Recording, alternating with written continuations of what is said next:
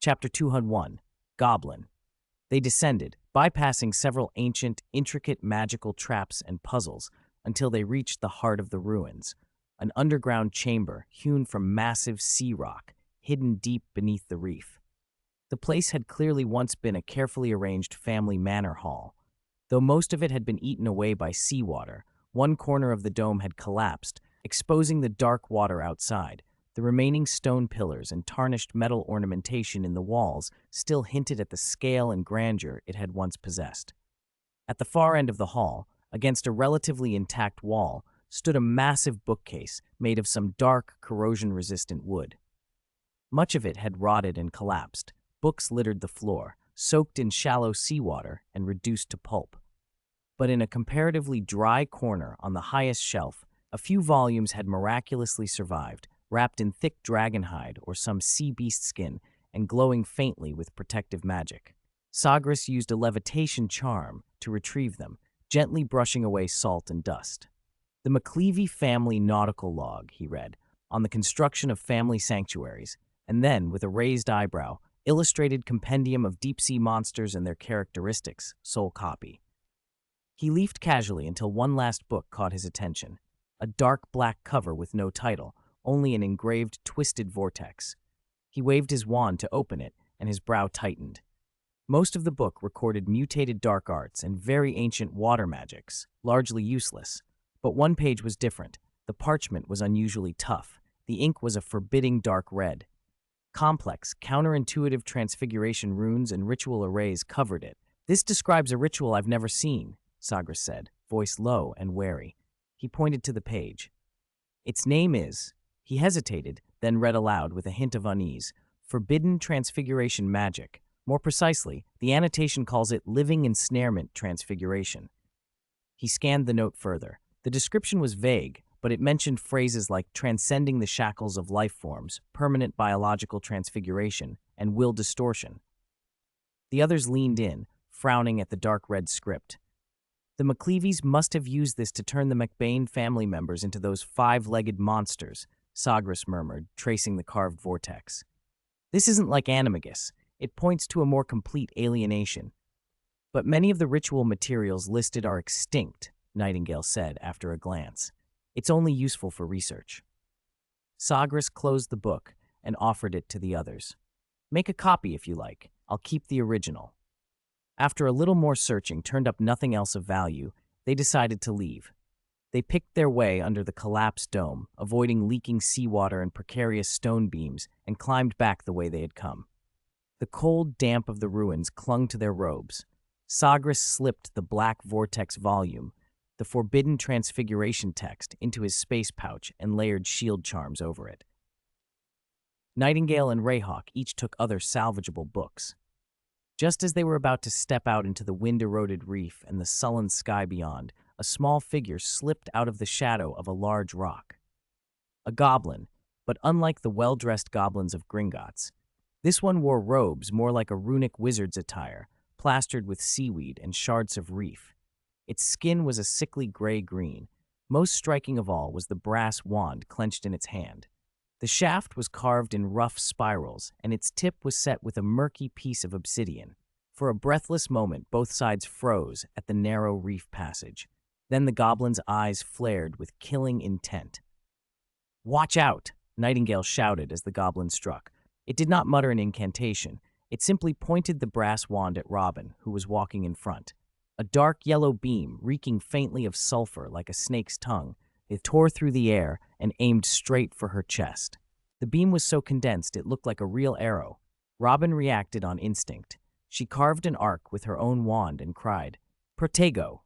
Boom! Crack! The yellow beam slammed into the shield with a shattering sound. Her hastily cast Protego was pierced. The shockwave threw her back so that she slammed against jagged reef with a painful grunt. The broken shield had clearly left her hurt. The goblin's magic was astonishingly quick. A volley of spells, Stupefy, a binding charm, Expelliarmus, crisscrossed toward it like a hunting net. A red light struck true, but the goblin only staggered as if receiving a heavy blow to the shoulder. Its cold eyes showed no other reaction. It righted itself and raised the brass wand again toward Robin, who was struggling to rise. They widened their eyes. A well-aimed Petrificus totalis hit its body, but produced the same result, only a stumble. The goblin slipped and darted through the narrow crevices of the reef with uncanny agility. As it waved the brass wand, the dark yellow beams bent, intercepted, deflected, or even swallowed most of the incoming magic. Only a few spells nicked its cheek and throat, drawing thin trails of blood but failing to inflict anything fatal. Then the obsidian at the wand's tip flared with a blood-red light, and an even more violent energy began to condense. Sagres's gray eyes narrowed. He moved in a breath. No incantation, no flourish, just a precise, furious strike. A crimson light, crimson rip, shot past the other's spells and struck the goblin first. There was a soft, awful sound, and the goblin's small body seemed to burst from the inside. In an instant, it collapsed into a spreading pool of viscous crimson on the black reef. The brass wand clattered to the blood-soaked stone. The destructive light at its tip snuffed out like a candle. The murky obsidian shattered into powder. Sagres walked forward, expression unreadable, to the rapidly spreading puddle. His gaze fixed on the fallen wand. The piece itself looked ordinary, brass, rough workmanship. He lifted it with a silent charm until it hovered before him, then gathered a faint probing spell at his fingertips and examined it as carefully as he could. Its construction, any internal structure, traces of lingering energy. There was nothing. The wand's interior was like a block of raw brass, devoid of magical materials or residual energy. It was as if a nugget of unenchanted brass had been polished into wand shape. Sagres's brow tightened. He tried higher-level detection spells, including charms used to locate dark artifacts. The result was the same, blank. The wand was a fake, a crude one. "It's a pity," Sagres said quietly. "I only wanted to subdue it and ask questions. I didn't expect it to be immune to control magic." Chapter 202. Dungeon Hummingbird hauled the pale robin to her feet and checked her over, sighing with relief when she found no serious injuries, only bruises and soreness from hitting the stone wall when she was knocked back. "How is she?" Thunderbird asked, stepping forward. As a wandmaker, he was naturally curious about the brass rod Sagres had handed him. He turned it over with a practiced eye. After a long moment, his face grew solemn and bewildered. "This structure," Thunderbird murmured, "it's just ordinary brass. There's no magic core, no runes, no storage cavity. This thing can't cast spells at all." He poked and prodded, even tried to bend it. It remained stubbornly rigid. Finally, he gave up. "Remember," Sagres said, frowning as he looked at the rod, "they're goblins. Goblins are master metalworkers, and they have a tendency to channel magic without wands," Miss Snow Owl interrupted. "But the Wand Code, promulgated in 1613, restricted wand manufacture and ownership to the wizarding races. Non-wizards aren't supposed to possess wands." "That goblin just now wasn't law-abiding," Sagres replied. Thunderbird frowned, weighing the heavy brass bar in his hands. "Could it be a special weapon forged by goblins? Some kind of goblin magical technology we don't understand?" Sagres's eyes drifted to the dark smear of blood on the floor, then back to the enigmatic rod. He spoke slowly. "It's possible. It might belong to a secret goblin faction we never knew about, rebels who scoff at the Wand Code and obsess over wielding wizarding power." He pictured the old rebellions of goblin history. He surveyed the puzzled faces around him and the cold brass wand, the goblin blood stark in the dim corridor. He calmed himself and returned to businesslike tones. "Let's leave, clean the scene, and erase every trace of our presence. As for that wand..." He looked at Thunderbird. "You keep it for now and study it, but be cautious. What happened here stays between us. Investigate in secret. Don't raise alarms." They nodded and set to work. They wiped blood from the stones, repaired the cracked wall, and removed footprints and other signs of the fight. Soon the passage fell back into its deathly silence, as if nothing had happened, with only a faint metallic tang of blood remaining in the air. Sagres wasn't worried that the goblins would suddenly rise up. He knew the current wizarding authorities were secure. One wand could not upset their dominance. Wands were the product of European wizards' long refinement of magical control. Other cultures had developed different techniques. He thought back over the ancient research. In the 5th century BCE, human wizards discovered that combinations of certain woods and cores, dragon heartstrings, phoenix feathers, and so on, stabilized spellcasting. The wand, as a concept, took shape from such experiments. Early wizards had tried all sorts of materials. Among them, the index finger bone of a goblin performed notably well, which once prompted terrible hunts. By the 2nd century BCE, goblin power had been considerable. They mastered metal smelting to such a degree that they could fuse magical properties directly into metal. At one point, some goblins fashioned metal wands for their own use. Sagres suspected the hard brass rod in Thunderbird's hand might be a relic of that era, and that the goblin who attacked them could belong to a secretive rebellious group. Goblins, after all, were rarely content to remain quiet. Still, Sagres thought it might be useful to let them make a little trouble. A foolish rebellion could give the wizarding world the pretext it needed to fully reassert control over Gringotts. Back at Hogwarts, the castle's warm lights and chatter embraced Sagres. Students ran and laughed in the corridors, fires crackled in common room hearths, and the smell of food hung over the great hall. The cozy contrast to the cold, damp dungeon was all the sharper.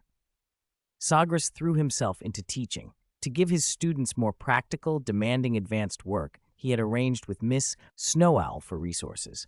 She provided a startling assortment: 10 trolls representing various subspecies, a bad-tempered venomous tentacula with dangerous gleaming horns, an occamy that could alter its size and shimmered with iridescent scales, and most notably, 2 powerful dragons, a dark purple Hebridean black from Scotland's Hebrides and a pearlescent opali from the Australian outback. The Hebridean was mid-sized but ferocious, its purple scales rough as cooled lava, eyes burning with territorial heat. Ridges along its spine rose and fell with its breath. Its tail ended in an arrow-like tip, and its folded wings radiated menace. Its breath could scorch a 20-foot radius. It fed on deer and sometimes large dogs or cattle. The opali was more beautiful: pearly, iridescent scales, pupilless, gem-like eyes that were vivid and inscrutable. Its flames blazed a blood red. It nested in large caves and favored kangaroos. Its eggs were prized in alchemical circles for their unusual properties. Miss Snow Owl framed the beasts as a sponsorship, support for the organization, and an investment in the wizarding world's education.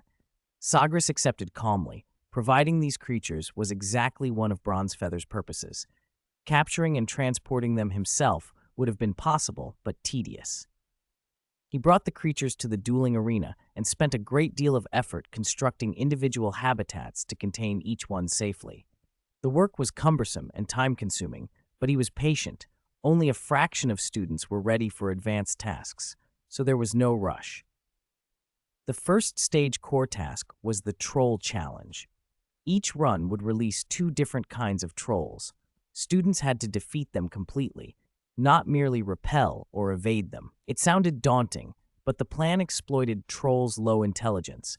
In a chaotic fight, they often interfered with or even injured one another.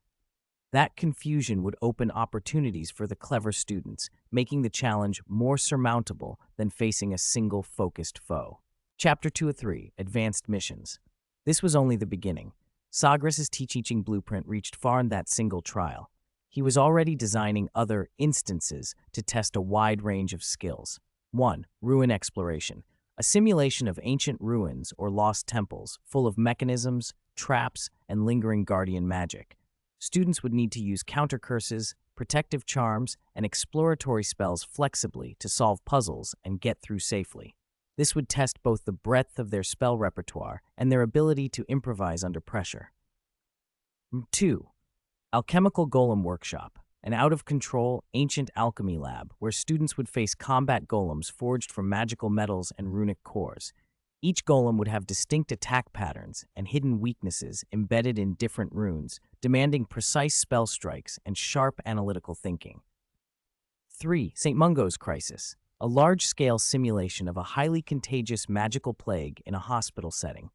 Students would have to diagnose patients, enchanted dummies, apply precise healing spells and cleansing charms, and isolate cases to stop the epidemic. This would test healing magic, triage decisions, and teamwork under stress. 4. Dark Forest Adventure, a wilderness map teeming with unknown dangers, vampire ambushes, werewolf trackers, and disturbances from various dark creatures.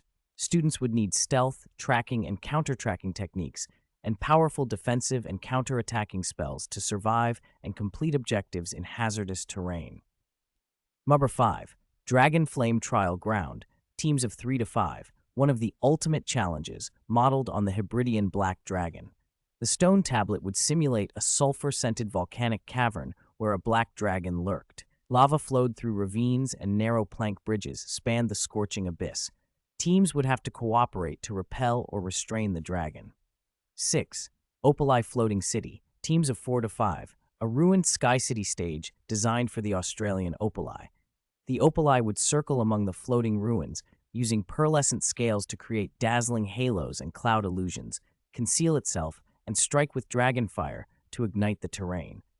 Team missions might include guard the core, protect a fragile crystal tower at the city's center from dive attacks, dragon egg puzzle, locate and disarm guardian traps around a hidden dragon egg by deciphering ancient runes, dragon catcher, use the city's complex terrain and remaining defensive devices to lure the opali into a preset capture area. All these exercises demanded excellent coordination, movement, and mutual rescue. Sagres even pictured, someday, inviting 1 or 2 real dark wizards into the stone tablet as sparring partners for genuine combat training. That was for the future. For now, the varied instance library he'd sketched out was more than enough to ignite the students' appetite for self-challenge and lay a strong foundation for their magical careers. Within days, Hogwarts hummed with the news. Professor Sagres had loaded real magical creatures, everything from awkward trolls to powerful dragons, into the dueling stone tablet. Students considered eligible to start the advanced missions, mostly 4th years and above, plus a handful of exceptional younger students, buzzed with excitement and nerves. Whenever someone approached the tablet to try its ancient runes, a crowd would gather. The tablet's runes flared and dimmed, and any student who managed to open an advanced mission stepped into one of the first true trials of their magical education. Sagres' design was elegant. Even when the monsters were the same species, differences in type, combination, and environment made every encounter unpredictable. The first student to step forward was Hufflepuff's celebrated Cedric Diggory. Tall and steady, Cedric walked to the arena's center and slotted his dueling badge into the tablet. After verification, the stone floor dissolved and the surroundings twisted. In place of the flat arena rose a rugged, steep mountain canyon. One side was a sheer, craggy rock face. The other dropped away to a turbulent, icy fjord. A bone-cutting wind whipped Cedric's dark yellow robes, and the roar of the fjord thundered in his ears. High on the rock face, a hulking figure topped with stony horn-like protuberances rose up, sending loose stones tumbling down.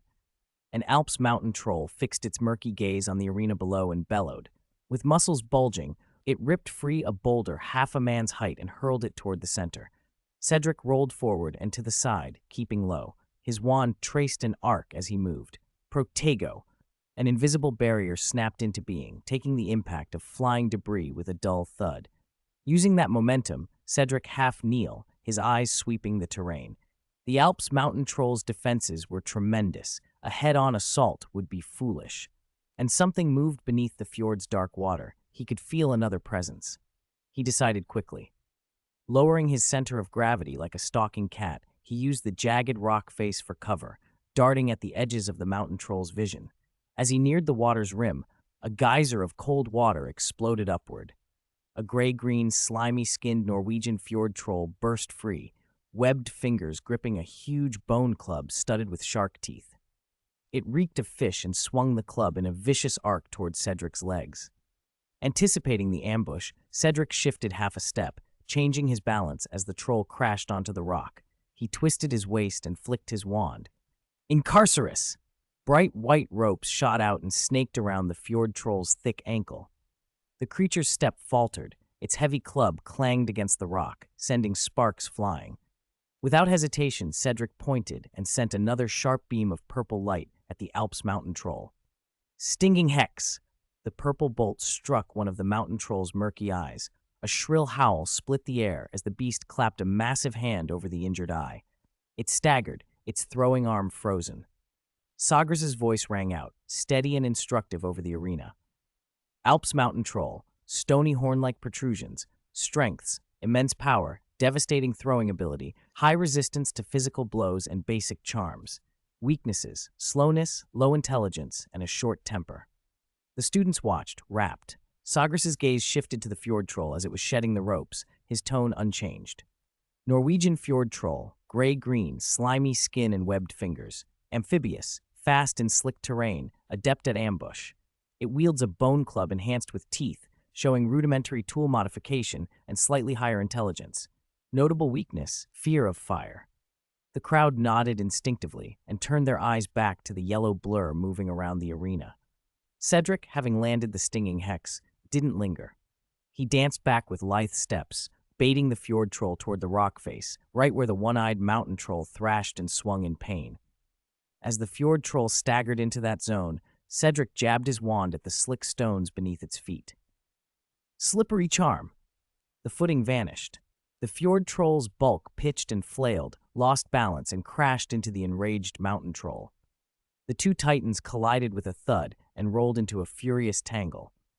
Seizing the chance, Cedric cast swift as wind on himself. He felt the lightness in his legs and dropped low, sliding around the disoriented mountain troll and using it as mobile cover.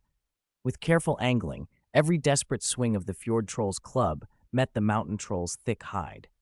Bone teeth sank, and even the mountain troll bled. Fueled by pain and confusion, the mountain troll finally grabbed a jagged boulder and, in a blind fury, smashed it down on the water troll. With a heavy, final thud, the fjord troll burst into a blinding white light and dissipated. One down. Cedric didn't relax. He pushed off and sprang backward to create distance, raising his wand to the loosened rock face above the blinded troll. Bombarda! A blazing light and a deafening explosion tore through the canyon as the rock face shattered and collapsed in a landslide, driven by Cedric's wand. The boulders crushed the dazed mountain troll below. The creature itself evaporated into white light.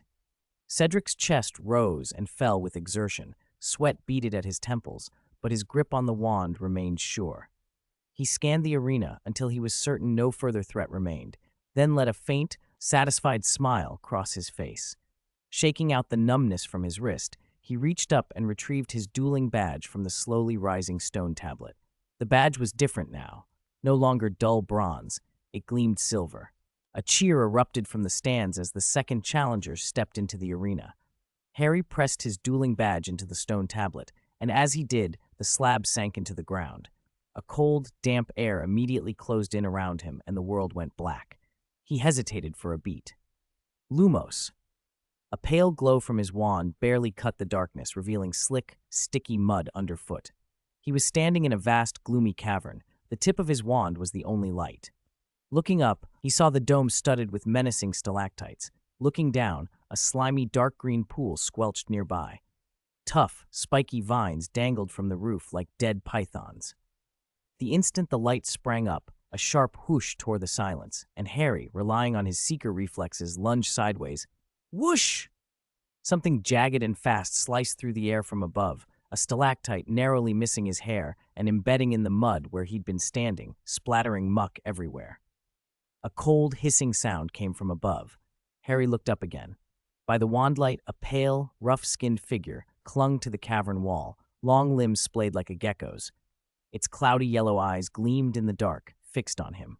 From the stands came Sagres' steady voice. Carpathian cave troll. They are highly adapted to darkness, with excellent night vision. They move on rock walls with ease and prefer complex terrain for ambushes. The students murmured in sudden understanding. It wasn't a four-legged spider, it was a troll specialized for caverns. Before Harry could react further, the sludge underfoot squirmed. Thorny, venomous vines shot up from the mud and coiled around his ankles. Cold sweat prickled down his spine. He slammed his wand into the grandio. A tongue of flame erupted, searing the coiling vines. The air filled with the acrid stench of burning plant sap, and for a moment the cavern was bright enough for Harry to make out another shape, a greenish figure by the sludge pool, its body wrapped in parasitic vines.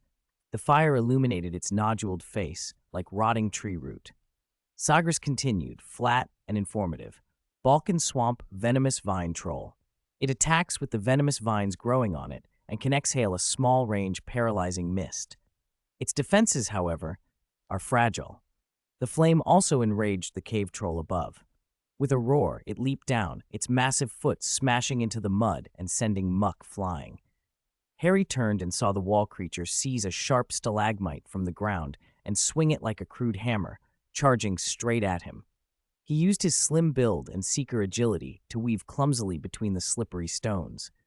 The heavy stalagmite whistled past, grazing his body, and smashed into a nearby pillar, shattering rock into splinters. Impedimenta! The hastily conjured barrier held just long enough to stagger him, then shattered under the troll's brute force. Mud and sweat stung Harry's eyes. He had to separate them. He spotted a relatively open patch, though pockmarked with dark green sludge pools, and forced himself toward it. As he moved, the venomous vine troll lashed a thick, whip-like vine at his back. Harry heard it whistle and dropped, narrowly avoiding it, then twisted and flung his wand upward at the cluster of hanging stalactites over the cave troll. Reducto! Crack! The cavern shook. The spell struck true. Several stalactites snapped at their bases and came crashing down. Massive stalagmites toppled with them. The cave troll's roar and the swamp troll's croaking cries were cut off. Dust and stone filled the air, and for a moment everything flashed white. Harry slid into a better position under the cover of smoke. The venomous vine troll panicked, baring its moss-covered mouth and spewing a pale green, sickly sweet poisonous mist straight at him. "Wipe out!" Harry barked, waving his wand. A powerful whirlwind formed and shredded the poisonous cloud. He had not been idle these last weeks. The duel with Malfoy earlier in the term had nearly ended disastrously, and Harry had stayed up nights practicing new, practical spells. He seized the opening, aimed, and fired. Incendio! Flames caught the venomous vine troll.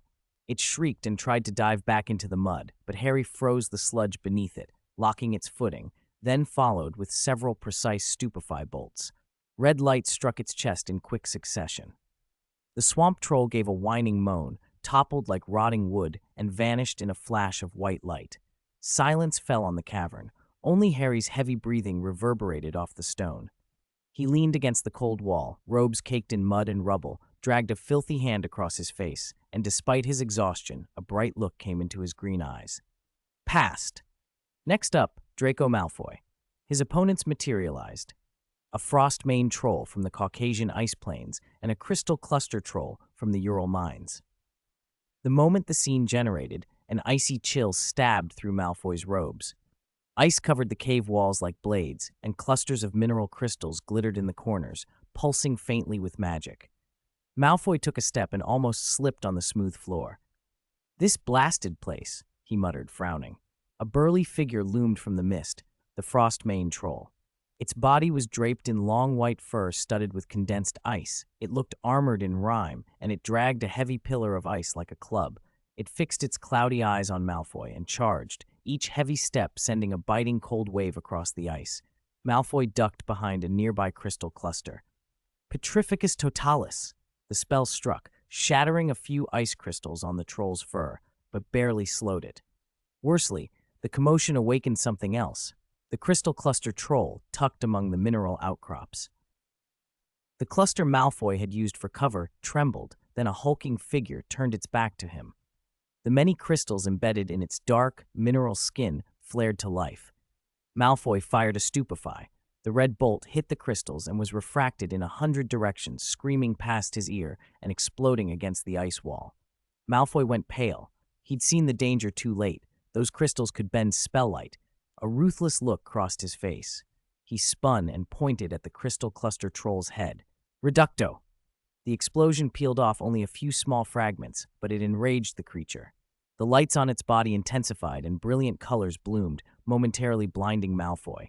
Heavy footfalls closed in. He retreated clumsily and, as his vision cleared, flung himself behind another cluster. The frostmane troll swung its ice pillar down. Thinking fast, Malfoy stopped aiming at the creatures and instead jabbed his wand at the mirror-smooth ice underfoot. Glacius! The surface became slicker than glass. Malfoy shoved off a protruding crystal and shot across the ice, using the reactive force to put distance between himself and the attacker. The frostmane slipped too, its massive bulk losing balance and sliding forward atop the glassy plain. Malfoy sent a repelling charm into the troll's back, Both slid apart under the spell's force. Immobilis, he added to stop his own slide. He planted his feet and cast more glacius spells, turning the ice between him and the trolls into a treacherous barrier. At last, he could breathe. He found himself inwardly grateful to Professor Lumina at St. Mungo's. Her Black Lake ice surface obstacle race and magical combat drills had been tedious in name, but invaluable in practice. He mentally filed a note to visit her with his parents. Now collected, Malfoy began a long-range barrage. The two trolls tried to cross the slicks, but he sent them careening back with well-placed repelling charms. He dodged the crystal cluster trolls' blinding flashes by never facing them directly. Finally, taking advantage of a large crystal, he cast a series of boulder impact spells, blasting both trolls back toward the stone tablet. He brushed off non-existent dust and ice shards from his robes, straightened his silver-green tie, and forced his breathing to even out. His face was still a little pale, but he stood tall and allowed himself a cold, satisfied smile. Chapter 205, The Professor's New Ideas. Hermione found herself in a strange hybrid landscape, a place that felt like the Sahara and the Congo all at once. The air was instantly oppressive and hot. Beneath her feet, the sand was soft and blistering, yet towering giant trees rose up through it, their thick, umbrella-like canopies interlacing and casting deep shadow. Heavy vines dangled from high branches. Hermione's wand tip flashed. Lumos. The light pushed back a patch of darkness for a moment, and the sand beneath her gave way. A troll, its hide plated in sandy yellow armor, exploded out of the ground and seized at her calf. Protego! Hermione screamed and reflexively swished her wand. An invisible shield sprang up with a screech as the troll's hand slammed against it. The sand troll was flung back, twisted, and slipped beneath the sand again. From above came a sharp rush of air. A lithe, greenish figure grabbed a vine and hurtled down from the canopy. A huge wooden spike honed at the tip held like a spear. It aimed straight for Hermione's head. She suppressed the spike with a painful roll and barely avoided being impaled. The spike sank into the sand where she'd been standing, sending up a cloud of dust. The vine-swinging giant hissed in annoyance, scrambled back into the shadows of the trees, and vanished. The sand troll submerged completely, leaving only a rapidly settling pit of sand. Hermione pushed herself upright and leaned against a rough trunk. She cast a bubblehead charm, a transparent sphere sealed around her mouth and nose, filtering dust and grit. She ticked off the creature's behavior in her head. Sand trolls ambush from below behind hard carapaces. Rainforest giants dive from above on vines and retreat when they miss. Both were clever enough to coordinate. A plan snapped into place. She fixed on an open stretch of sand, and heart-steadying, darted out from behind the tree. She cast Hurricane Devastation twice in quick succession, tearing a wall of yellow sand into the air to blind and confuse. Then she slammed a sandstorm into the ground in front of her. The blast threw dust and sent a deep vibration through the arena. Under the sand, a subtle, continuous swell moved toward her feet. The sand troll had been baited. Above, vines trembled. The rainforest giant was searching for its target, poised to strike. As the sand wave rushed in, Hermione's wand flared with a brilliant white orb of light that punched through the dust and sand, drawing the giant's attention. The vine-attacked giant shrieked and dove, hauling itself on a vine toward the glare. Hearing the rush of air, Hermione let go of the glowing Lumos orb and sent it flying. Thump! The orb struck the face of the sand troll, just as the wooden spike from above slammed into the back of its neck. The two blows combined in a blinding flash. The sand troll vanished in a burst of white light. The rainforest giant lost its spear on impact, stared at its empty hand, gave a confused growl, then grabbed a vine and climbed back up into the canopy. My turn, Hermione muttered. She traced a wide circle with her wand and aimed into the tangled leaves and vines. Incendio. Scorching flames erupted like dragon breath, licking up into the canopy. The vines and dense foliage burned fiercely. The magic-fed fire spread fast. A blast of searing heat swept over the arena, and thick smoke began to churn. The vine-attacked giant panicked, naturally terrified of fire, and found the canopy that had sheltered it transformed into a burning trap. It shrieked and clumsily leapt from one flaming trunk to another. Hermione kept up the pressure. Several more incendio spells set the large trees alight. Between dodging sparks, she used another hurricane devastation to feed and spread the blaze. The rainforest giant had nowhere to hide, and in a desperate bid for escape, launched itself from the canopy, right into the patch of sand she'd prepared. Quicksand trap! The instant its heavy body hit, the sand gave way. It thrashed and sank. The more it fought, the deeper it went. Its long legs were swallowed by the scorching quicksand. It could only flail and hiss as it struggled. Hermione wiped sweat and grit from her brow, eyes reflecting the fire. She glanced at the troll pit and the huge, blood-stained wooden spike still lodged there. Focusing, she made the spike levitate. It rose, hovering with its tip aimed at the trapped giant. Then she brought her wand down and fired. Meteor expulsion! The wooden spike shot forward with whistling speed like a launched arrow and struck the giant's chest. Thud! The creature froze, then dissolved into a wisp of white light and disappeared. Hermione exhaled, letting out a long, exhausted breath. She brushed sand and sweat from her face and collected her house badge from the arena floor. A roar of applause and excited chatter swept through the stands. Students leaned forward, eyes bright. Many wished it had been their turn, but they lacked the points. Merlin, she got one troll to take out another, someone exclaimed. Ron gaped, jaw slack. Like Diggory, she made them demolish each other. True, but Hermione timed it better, Harry said. Honestly, a lot of the 7th years wouldn't have pulled that off. She's been insane this semester, Ron said, counting on his fingers. Packed classes, studying all day, pulling all-nighters. Even house elves don't work that hard.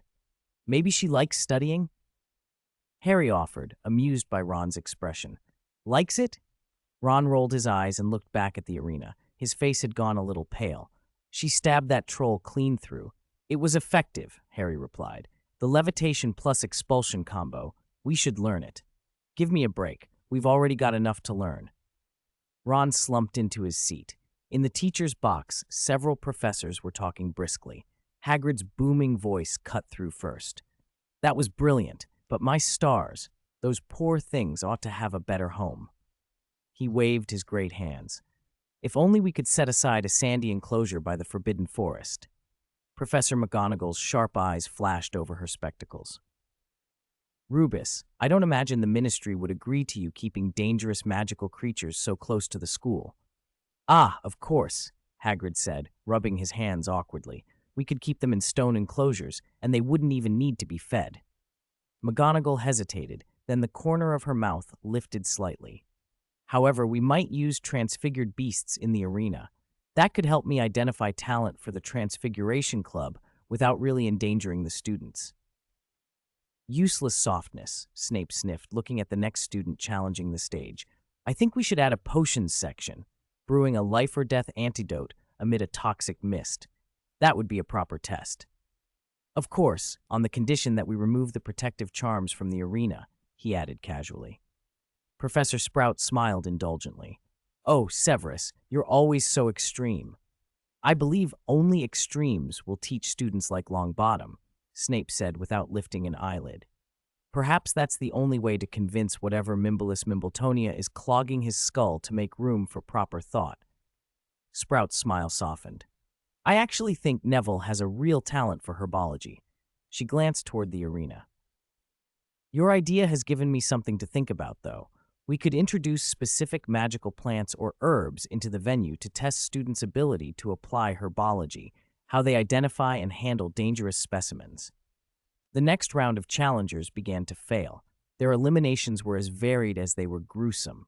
Some were bitten to death by trolls, some crushed, and a few even burned themselves, an odd and disturbing assortment of endings. Even back in their dormitories at night, the young wizards could not stop talking about it. For a while, the advanced tasks consumed Hogwarts. Common rooms and corridors buzzed with speculation, strategy, and schemes to hoard enough points to try the challenge. Quidditch practice was temporarily suspended, which made Wood fret like a squirrel with its nuts stolen, but there was nothing he could do about it. Professor Greengrass was one of the busiest people at Hogwarts. He kept teaching his classes, spent his spare hours designing new challenge dungeons, and threw himself into research on permanent transfiguration, until the lack of materials stalled that last project. Time raced on into late October.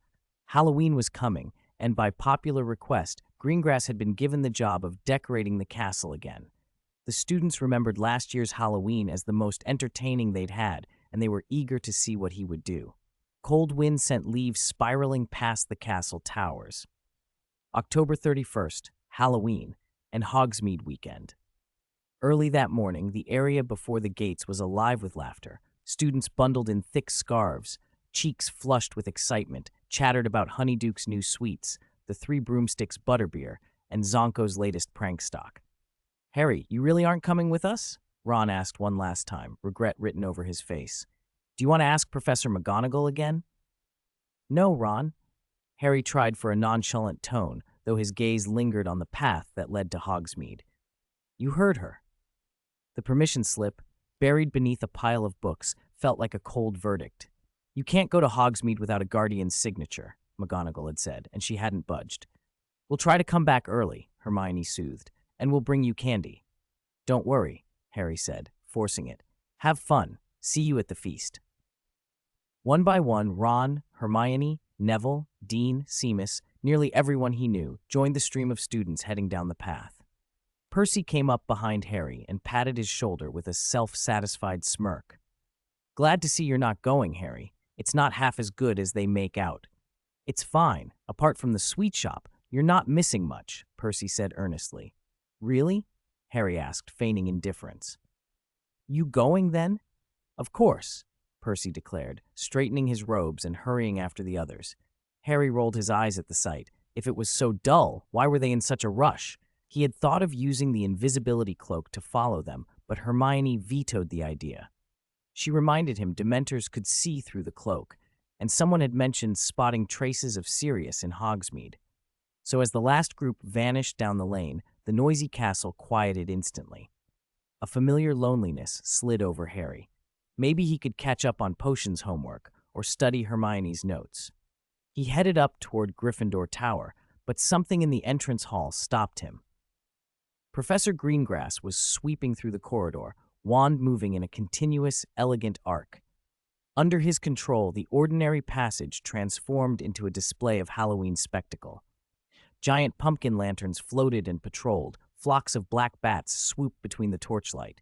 Greengrass flicked his wand and a scarlet carpet unfurled at his feet, its fringe twined and writhed like living things, quickening into countless tangled black vines. He tapped a wall, and the wall lamps flared with an eerie blue fire, the kind that looked like soul lights guiding the dead.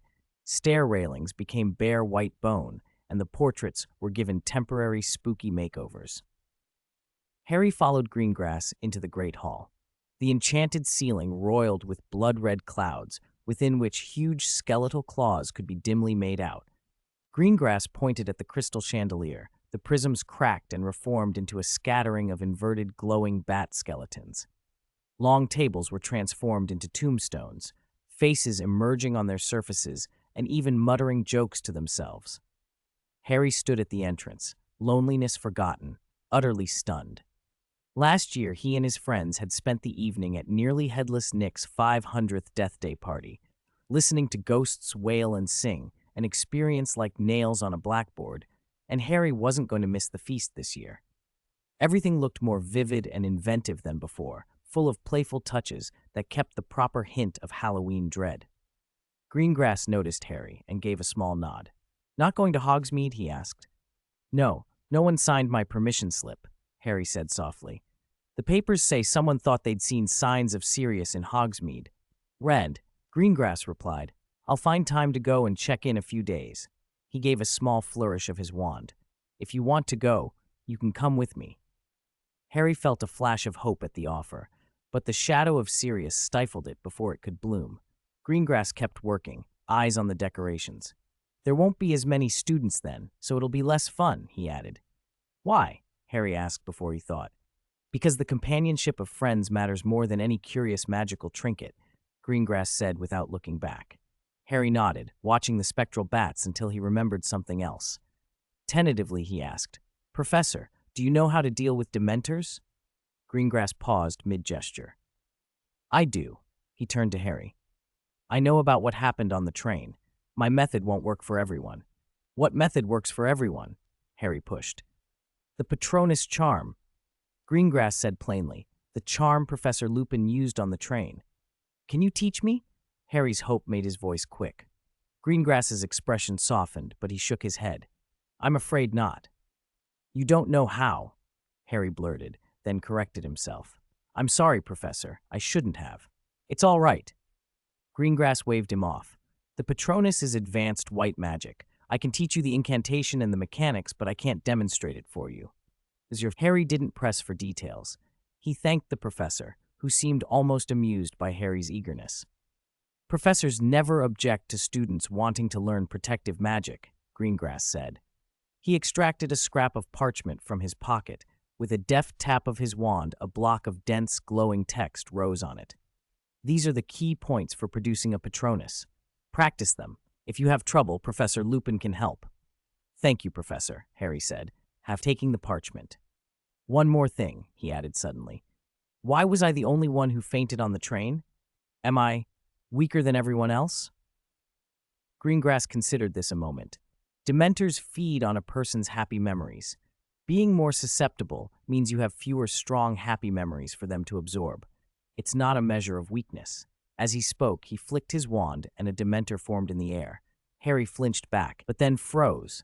This Dementor's hooded face had the ridiculous, grinning features of Gilderoy Lockhart. Greengrass's mouth twitched in a faint smile. Not so frightening, is it? He said lightly. Harry stared at the strange Dementor with Lockhart's face for a moment, speechless.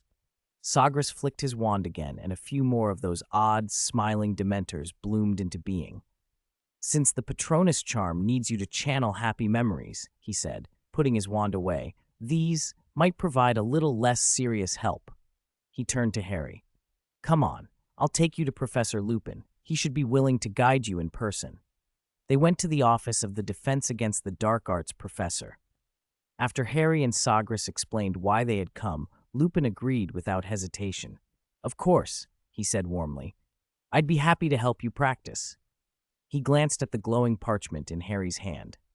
It looks like Professor Greengrass has already given you plenty of information, which is good. His words were cut off by the office door blowing open on a blast of cold air.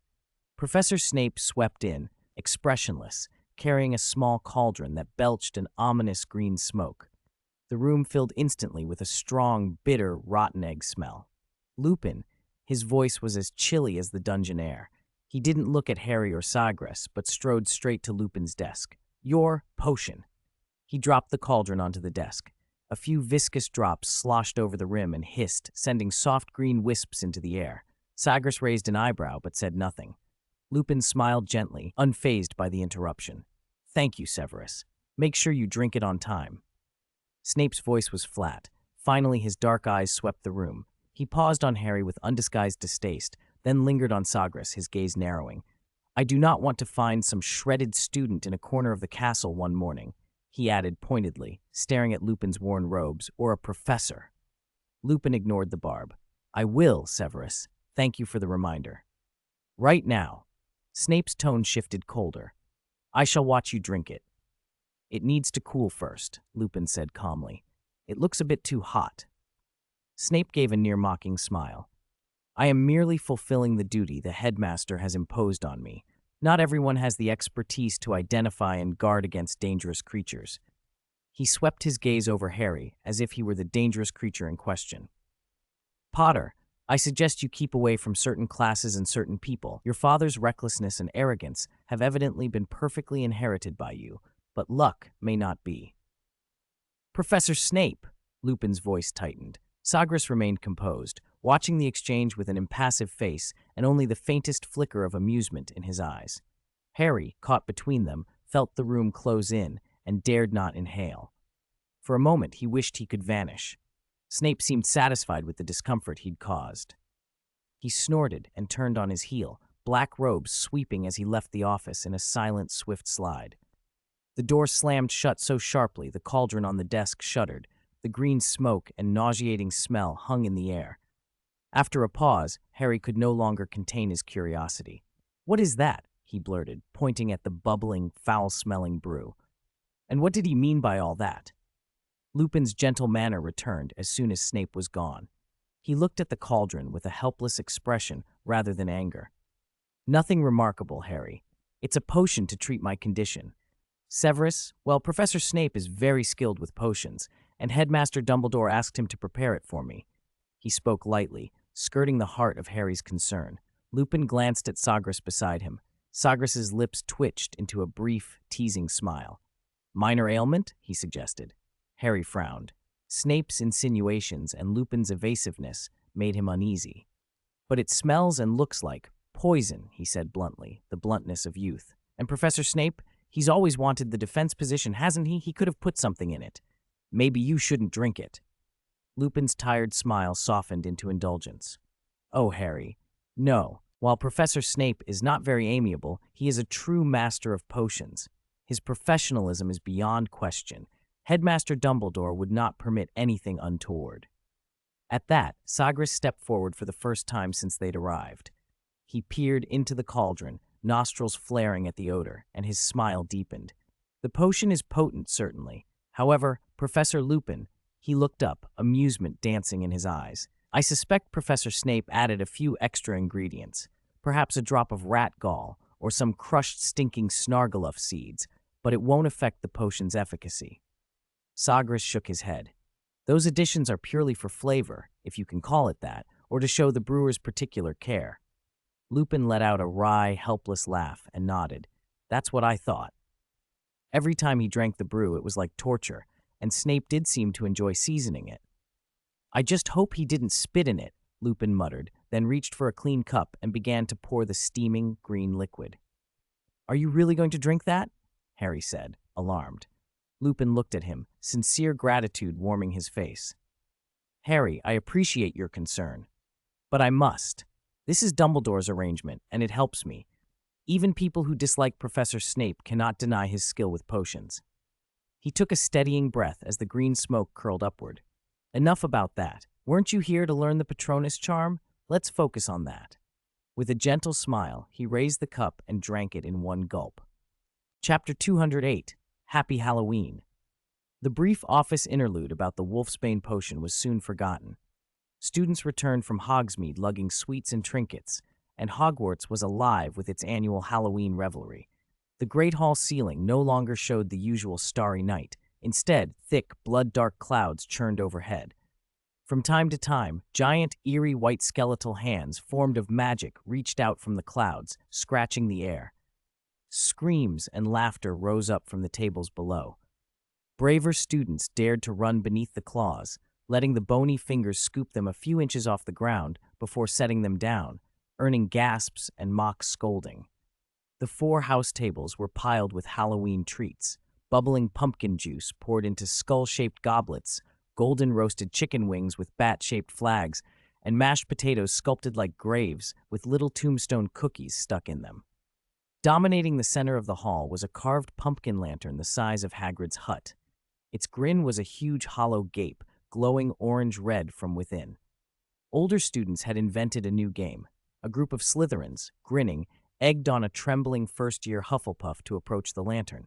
"Don't be scared. There's good stuff inside," one called. "Shout trick or treat at its mouth." Half believing, half frightened, the new student crept forward and managed. Trick or. The pumpkin's mouth snapped open with a whoosh, and a powerful suction pulled the little wizard right in. Screams rose from the tables. A few seconds later, the pumpkin's grin opened wider, and with a pop, the child was spat out unharmed, clutching a fistful of colorful honeydew sweets and looking dazed. Silence broke into thunderous laughter and cheers as other first years rushed the pumpkin, eager to try their luck. Floating leisurely among the revelers were several Dementors with Gilderoy Lockhart's signature, ear-to-ear grin. Lockhart Dementors. They had no bodies, only that unnervingly bright smile, which looked almost obscene under the strange Halloween light. "Hello, would you like an autograph?" one purred, conjuring a phantom book and quill from nowhere. A group of Ravenclaws recoiled, nearly dropping their chicken legs. No, thank you. Oh, don't be shy." The Lockhart Dementor coaxed, following them and brandishing the phantom pen. Its grin seemed to gleam. "I assure you, the magic of my autograph will make you forget all your troubles. Look at my charming smile, much cuter than those gloomy real ones, isn't it?" It even tried to lean against a doorway and strike a pose. "Please, go away," a student cried, clutching a bag to shield their face.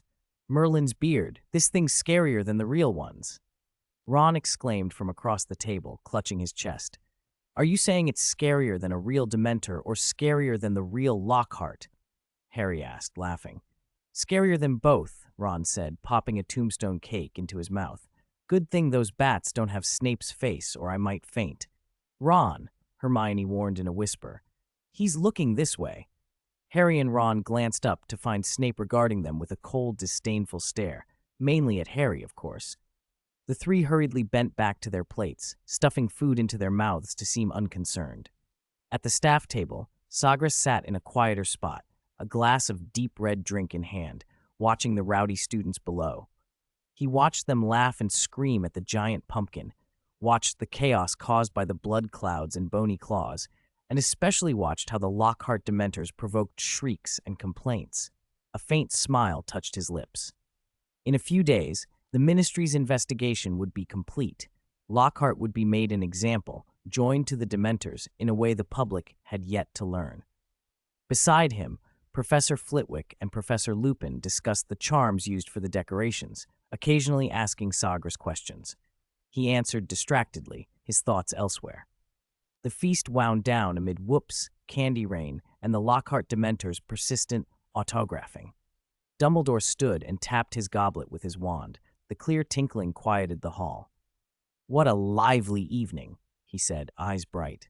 "Thanks to the ghosts and to all the professors, and especially to Professor Greengrass for these ingenious decorations. They've given us an unforgettable Halloween." He nodded briefly toward a Lockhart Dementor in the corner, still trying to sign for a Gryffindor who hid behind a pumpkin pie plate. "All right, children," he continued with a smile. "Even the sweetest candies and the most thrilling jokes must yield to sleep. Prefects, lead your houses back to your common rooms. I wish you interesting dreams. Good night." Prefects rose to restore order.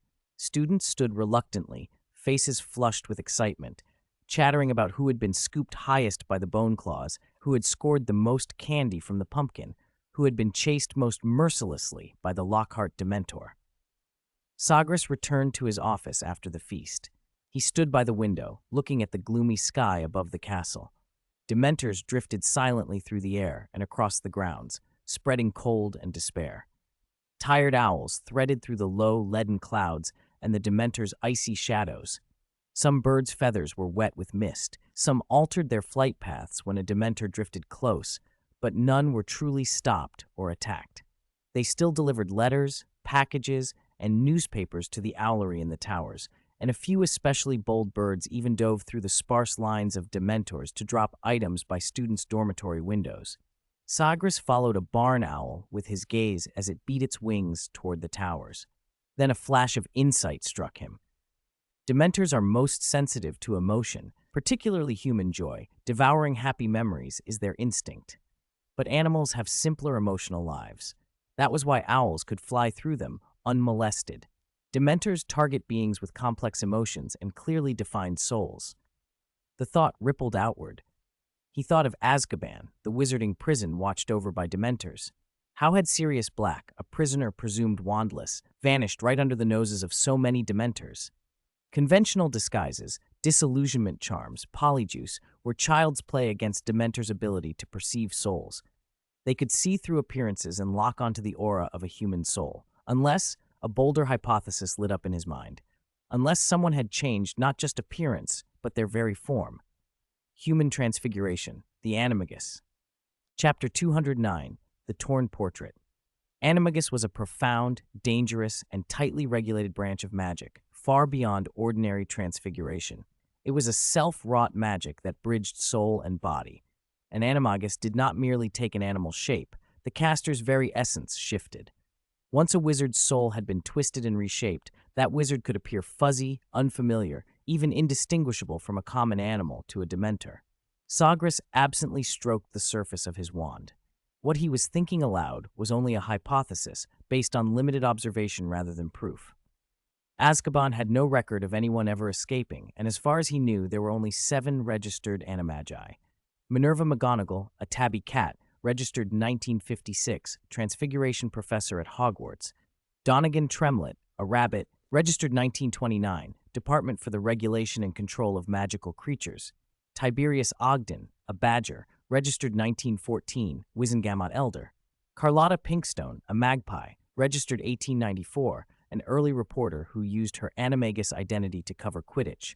Dalco Creaswell, a crow, registered 1822, head of the Goblin Liaison Office, later dismissed for bribery. Cecilia Sampaio, a golden snub-nosed monkey, registered around 1800, Portuguese Ministry of Magic representative, and an anonymous wizard who went into seclusion after registering in 1901, his file encrypted. 2 of those names carried warning. Tiberius Ogden had died of natural causes in 1943. Dalco Creswell had died of dragonpox in Azkaban. That suggested Azkaban could take special precautions for known animagi, but only when the prison knew beforehand who they were. Sagres was certain that while the registered animagi were treated like living curiosities, the unregistered ones hidden in the shadows were by far the greater number. And so a new, more troubling question pressed on him. If animagus transformation could be performed without a wand, why had Sirius Black languished in Azkaban for 13 years and only escaped after reading a newspaper?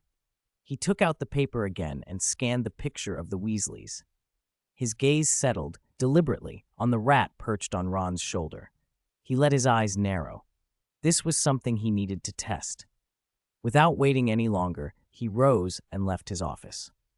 At Hogwarts, torchlight threw portrait frames into shadow as students made their way up the spiral staircases toward the Gryffindor common room. Chatter and laughter filled the corridors, until a crowd had gathered before the fat lady's portrait at the top of the tower, completely blocking the landing. "Why is everyone stopping here? You couldn't all have forgotten the password, could you?" Hermione asked, standing on tiptoe to peer over shoulders. "Let me through. I'm the head boy," Percy said, pushing forward with self-importance. He parted the students with an, "Excuse me, make way." Harry, Ron, and Hermione stepped aside as Percy squeezed past. "The password is Wormtail," Percy called as he reached the front, then froze. His voice cut off as if something had choked it. A cold drop of silence seemed to fall across the landing, and the busy knot of students went suddenly, horribly quiet. Who quickly go call Professor Dumbledore and Professor McGonagall. Quick, immediately!" Percy hissed in a high, frightened voice. The crowd shifted and murmured, unease rippling through them. People jostled each other, whispering about what might have happened. Harry, Ron, and Hermione exchanged looks and pushed forward, forcing their way to the very front. "Oh my goodness," Hermione breathed, clutching Harry's arm. The sight made their stomachs twist. The fat lady's portrait lay in ruins. The canvas was shredded, scraps of oil paint and torn linen scattered across the cold flagstones. Only a few pathetic strips still clung to the gilded frame. Dumbledore arrived swiftly, followed by Professor McGonagall, Professor Lupin, Snape, Sagres, and several other staff who had been nearby. Dumbledore's piercing eyes swept the wreckage, and his expression grew grave. His usual gentle smile had disappeared. "The fat lady is gone," he said. "We must find her at once. Minerva, send Filch and the ghosts. Search every painting in the castle. Someone might have moved her." "No need," Sagres said calmly. Dumbledore looked at him. "Excuse me, Sagres?" "No need," Sagres repeated, nodding his chin towards a painting on a distant landing. He didn't meet Dumbledore's eyes. All of them turned. On the 5th-floor landing, a wide jungle landscape hung, a muddy river cutting through dense foliage. A plump hippopotamus rolled in a pool of mud, and behind it, crammed as small as she could make herself, was the fat lady, wrapped in a shriveled bit of pink silk. She was pale and shaking, trying to hide completely. They hurried to the painting. The fat lady's face was a map of terror. When she saw the professors lined up outside the frame, she shrank back behind the hippo, revealing only a trembling backside. "Are you all right, fat lady?" Dumbledore asked softly, leaning close to the canvas. No, I'm not all right," she sobbed. "I nearly died. Do you understand? It was dreadful." "You are safe now," Dumbledore said soothingly. "Tell us what happened." "Look at my portrait," she cried. "Look how it was torn by that madman, that murderer." She fumbled for courage and peered out from behind the hippo, half her face exposed, voice shaking. "Sirius Black," she shrieked. The name made the students around them catch their breath. It was him, that Azkaban escapee. He tried to break into Gryffindor Tower. Black? Professor McGonagall's hand flew to her chest. Her face went ashen. Snape's black eyes flashed with something like ravenous hatred. His lips thinned into a cold line. Without another word, he drew his wand and slipped through into the Gryffindor common room. Sagres and Lupin followed close behind. Chapter 210, Black's Invasion. He looks awful, the fat lady trembled in her portrait. Like a skeleton wrapped in rags. His hair was long and filthy, matted together. His eyes, Merlin, those eyes. She shivered.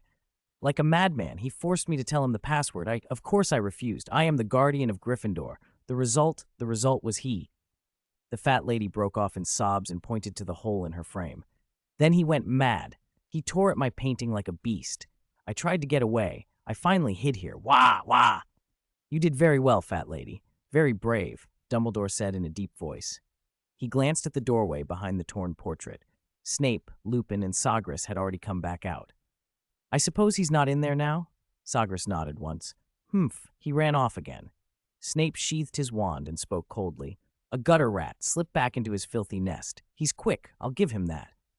Dumbledore looked over the frightened students and the worried faces of the staff, then spoke, loud and clear. All students, return to the Great Hall at once.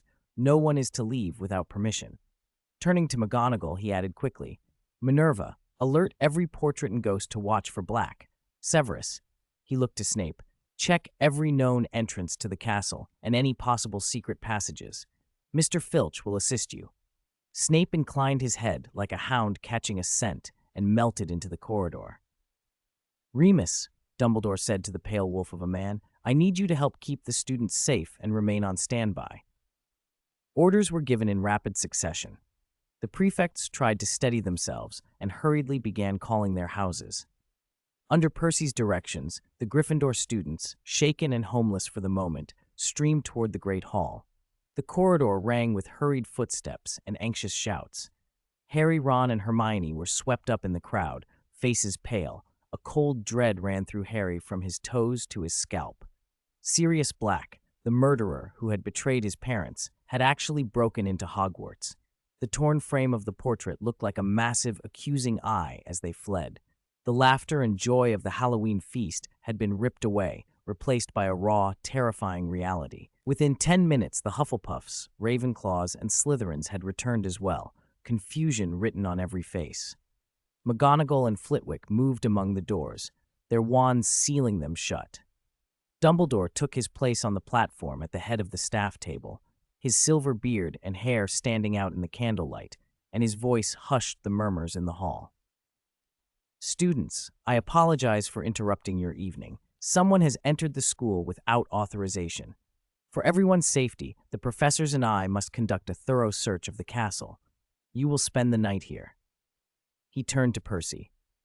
Mr. Weasley, send a reliable ghost to deliver the message to the common room portraits of each house. Ensure the students remain here and that all doors stay locked. With that, Dumbledore, McGonagall, and Flitwick hurried out to begin the search. Sagres was the last to leave. He paused at the edge of the Great Hall and looked back at the hundreds of students huddled together, faces tense, whispers forming an anxious undertow. As he passed the cluster of Gryffindors, his gaze caught Ron Weasley. He slowed. Mr. Weasley, where is your pet rat? He asked quietly. Scabbers? Ron blinked, startled, and patting his pockets answered, He's in the dormitory, Professor. Asleep. Why? His confusion was plain. Sagres only shook his head and gave no explanation. With a casual flourish of his wand, the 4 house tables rose smoothly into the air and slid to the edges of the hall, lining themselves against the walls. Soft, fluffy, cloud-like mattresses appeared and hovered a foot off the floor, filling the center of the great hall. Rest here and do not leave, Sagres told them. His voice carried clearly, though it was not loud. He did not wait. When the great hall doors had thudded shut behind the professors, he put up another charm, and a translucent barrier shimmered over the doors before vanishing from sight. The heavy closing made the atmosphere inside the hall even more oppressive. The prefects tried to calm the students, urging them to find a cloud bed. Whispers rose like a tide, impossible to still. Harry, Ron, and Hermione stood near a cloud by the door, but none of them intended to sleep. "Why did he ask about scabbers?" Ron asked, frowning. "What does Black breaking in have to do with my rat?" "I don't know," Hermione said, biting her lip. "But Professor Greengrass doesn't ask for no reason. And why would Black come into Gryffindor Tower? Everyone was at the feast. No one would be in the dorms." "I think he's been on the run so long he's lost track of the days," Ron said, his voice shaking. "Otherwise, he would have come straight here." "He'd be asking for death if he'd come straight here," Harry replied, decisive as if to reassure himself. The professors would never let him get away. Around them, other students were debating the same question over and over. How could he have gotten in? "Maybe he can apparate," a Hufflepuff offered gravely. "Like Cedric on the dueling stage, whoosh, appearing from nowhere." "More likely he used Polyjuice Potion to disguise himself," a fifth-year Ravenclaw said, frowning. "Maybe he flew in." Dean Thomas proposed an even more dramatic possibility. "Please, am I the only one who's actually read Hogwarts, a history?" Hermione, exasperated, turned on them. "Apparition is absolutely forbidden on Hogwarts grounds," she snapped. "Professor Greengrass," she hesitated, "we saw him before. He can do things most wizards can't." Meanwhile, the search of the castle pressed on. Dumbledore personally led McGonagall, sweeping Gryffindor Tower floor by floor. Wand tips lit up dark corridors and empty classrooms. Portraits reported any suspicious movement, but nothing turned up. Flitwick and Sprout checked the astronomy tower and the owlery. Trelawney's garret was not overlooked. Snape and Filch combed the lesser-used passages and known secret entrances, like bloodhounds. Snape's face set in a mask of severity, every wand swipe sharp with intent. Sagres did not join the main search parties. He slipped back to Gryffindor Tower alone. The torn fragments of the fat lady's portrait lay scattered on the floor. The gap in the wall gaped like a silent mouth. He ignored those and went straight through to the common room. The fire in the hearth still burned, but Sagres did not linger. He climbed the spiral staircase to the boys' dormitory. Harry and Ron's dormitory door was open a crack. Sagres pushed it wider. The scene confirmed some of his fears. The room had been ransacked. Suitcases lay open, clothes were strewn everywhere. Ron's bed had suffered the worst. A pillow was torn open and feathers drifted across the mattress. The mattress itself had been overturned, and the bedside drawer lay pulled out and dumped, its contents scattered across the floor. This had not been a cursory search, not the kind of quick look for an evasive teenager. Sagres' gaze took in the wreckage calmly, then dropped to the floor in the corner by Ron's bed. There, on a shredded piece of pillowcase, were a few gray rat hairs matted with dried blood. Chapter 2 of them. A rat? Sagres' expression betrayed nothing. He looked as if he had only confirmed something he'd already suspected. He touched nothing, merely standing in the center of the wreckage. His dark eyes swept slowly across the torn bedding and scattered belongings, pausing finally on the blackness beyond the window. Black's target. Could it really have been that rat? Had he succeeded? The overturned trunks, the blood-stained rat hairs clinging to a ripped pillowcase, all suggested a desperate chase had taken place here. After a long, quiet moment, Sagres left the dormitory and slipped out of Gryffindor Tower. Hours passed. It was around 3 in the morning when the exhausted professors reconvened outside the Great Hall, the air heavy with worry. "No trace," Professor McGonagall said hoarsely, rubbing her temples. "He vanished like a ghost." "The castle is too large," Professor Flitwick sighed. "He must know passages we don't." Severus Snape's face was darker than the night. He pressed his lips together and said nothing when addressed. "Where did Sagres and Lupin go?" McGonagall asked, looking around. "I asked Remus to stand watch inside the Great Hall," Dumbledore replied, his voice threaded with wariness. "I can't entrust the students' safety to just the prefects. As for Sagres, you're comfortable with Lupin guarding Dumbledore?" Snape cut in coldly. "Don't forget who he is." "My faith in Remus's loyalty has never wavered," Dumbledore said, meeting Snape's gaze with unusual gravity. Snape sneered. "I think his loyalty should be verified with Veritaserum. Otherwise, how did Black manage to slip into the castle unnoticed, even with the Dementors on guard?" Dumbledore's voice remained calm but firm. "I do not believe anyone within these walls would assist Sirius Black in breaking into Hogwarts or threatening any child here." The topic was closed as the professors exchanged tense looks. A heavy silence settled over them, only to be broken when Sagres appeared at the end of the corridor. Together, they pushed open the great hall doors and went inside. Most students were asleep on their floating clouds. A few whispered in corners, thinking themselves unseen. Dumbledore looked at Sagres, who had arrived last. "Gryffindor Tower?" Sagres's voice was level. "The common room and dormitories were thoroughly ransacked. The intruder has already left." "Potter's dormitory?" McGonagall pressed. "Precisely." A further hush fell over the group as they gathered at the front of the Great Hall. Dumbledore found Percy Weasley patrolling, keeping himself awake by sheer force of will. "Everything in order, Mr. Weasley?" Dumbledore asked. "Everything is in order, Headmaster." Percy straightened instantly. "Very good," Dumbledore said gently. "Tomorrow I will arrange a fresh guard at Gryffindor's portrait hole, and then you can have the others return." "And the fat lady, sir?" Percy asked cautiously. "Her mood is poor," Dumbledore sighed. "She will resume her post when she is calmed." After giving his instructions, Dumbledore left to seek out the Dementors. "They requested to search the castle when they heard Black had entered," he told the others. "I refused, but I should inform them now."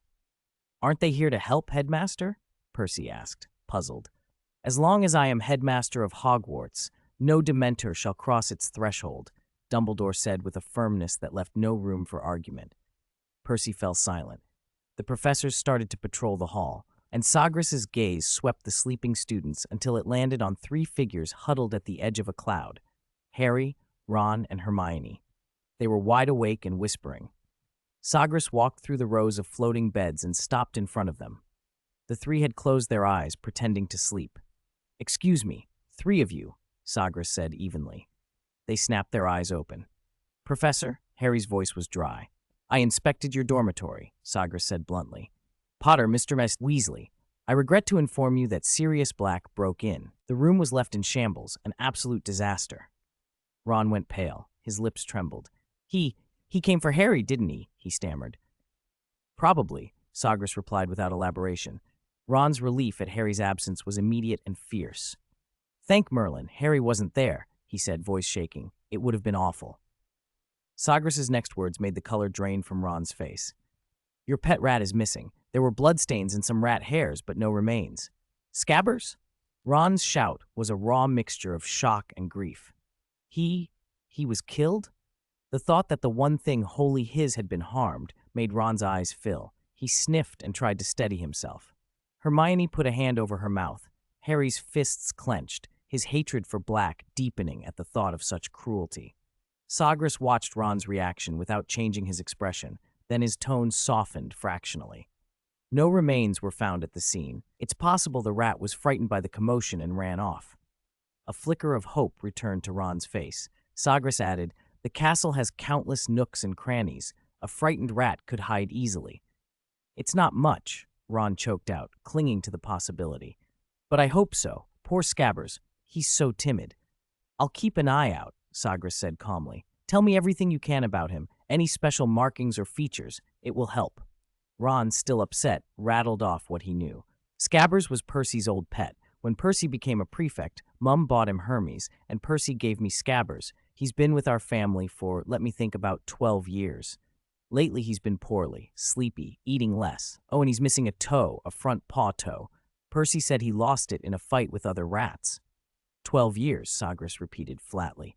"And missing a toe." "Yes," Ron wiped his eyes. "That's it." Sagres nodded once. "Those details will help. I'll keep watch for him." He paused, then added, "Try to get some rest. It's nearly dawn." With that, Sagres turned and left, leaving the three students alone on their cloud with unsettled, tangled feelings, relief, dread, and a fragile hope for a small, missing creature.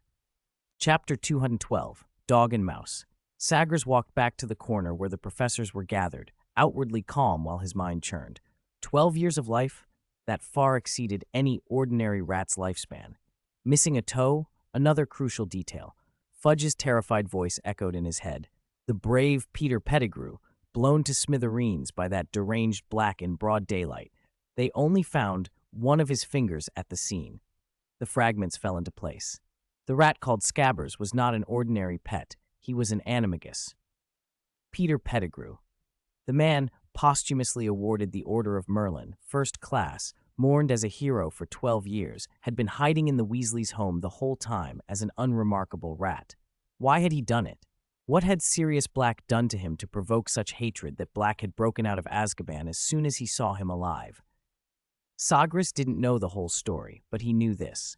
Catch either of them, and the truth would come out. He needed to find Lupin and ask about Black's animagus form. He found the defense against the dark arts professor in the corridor outside the Great Hall. Lupin was nervously checking every window and door lock, fingers trembling as he inspected each one. His face was pale, deep shadows lined his eyes. The intrusion, the escape, the chaos had left him visibly shaken. "Professor Lupin, may I have a word?" Sagres said. Lupin's checking stopped. He turned, eyes tired and wary. "Is something the matter, Professor Greengrass?" Sagres wasted no pleasantries. He stepped closer. "What is Black's animagus form?" Invisible threads of legitimacy had quietly spread and wrapped around Lupin's mind. The question sickened the professor. His face went white and hollow with shock. "How do you know?" he blurted before he could stop himself. That involuntary reply only confirmed Sagres' suspicions. He nodded as if this were expected. A large black dog. He thought of the hulking black dog he'd seen in Diagon Alley. At the time he had assumed it was some dark wizard's pet. Now it made sense. And that rat, Scabbers, Peter Pettigrew. He had even helped Ron pull Scabbers from the alcove. Twice.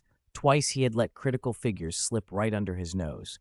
A cold, cruel smile tugged at the corner of Sagres' mouth. Fine. If they wanted to hide inside animals and fool everyone, he would strip them of that cover and leave them nowhere to hide. Lupin realized then that Sagres hadn't been asking, but extracting. Legitimacy had taken the answer from his shock. He stepped back, anger and embarrassment replacing panic. "Professor Greengrass, what you're doing." "What I'm doing has more than sufficient reason," Sagres cut in, voice steady. He regarded the gaunt, gray-haired man with a calculating look. "This is the key to Black's escape from Azkaban. It's the secret to how he infiltrated Hogwarts like a ghost." He fixed Lupin with a harder stare. "And you, Remus Lupin, a professor at this school, deliberately chose to conceal that vital information, knowing full well what it meant. I want to know who I'm standing in front of. A werewolf? A professor? Or a friend of Black's?"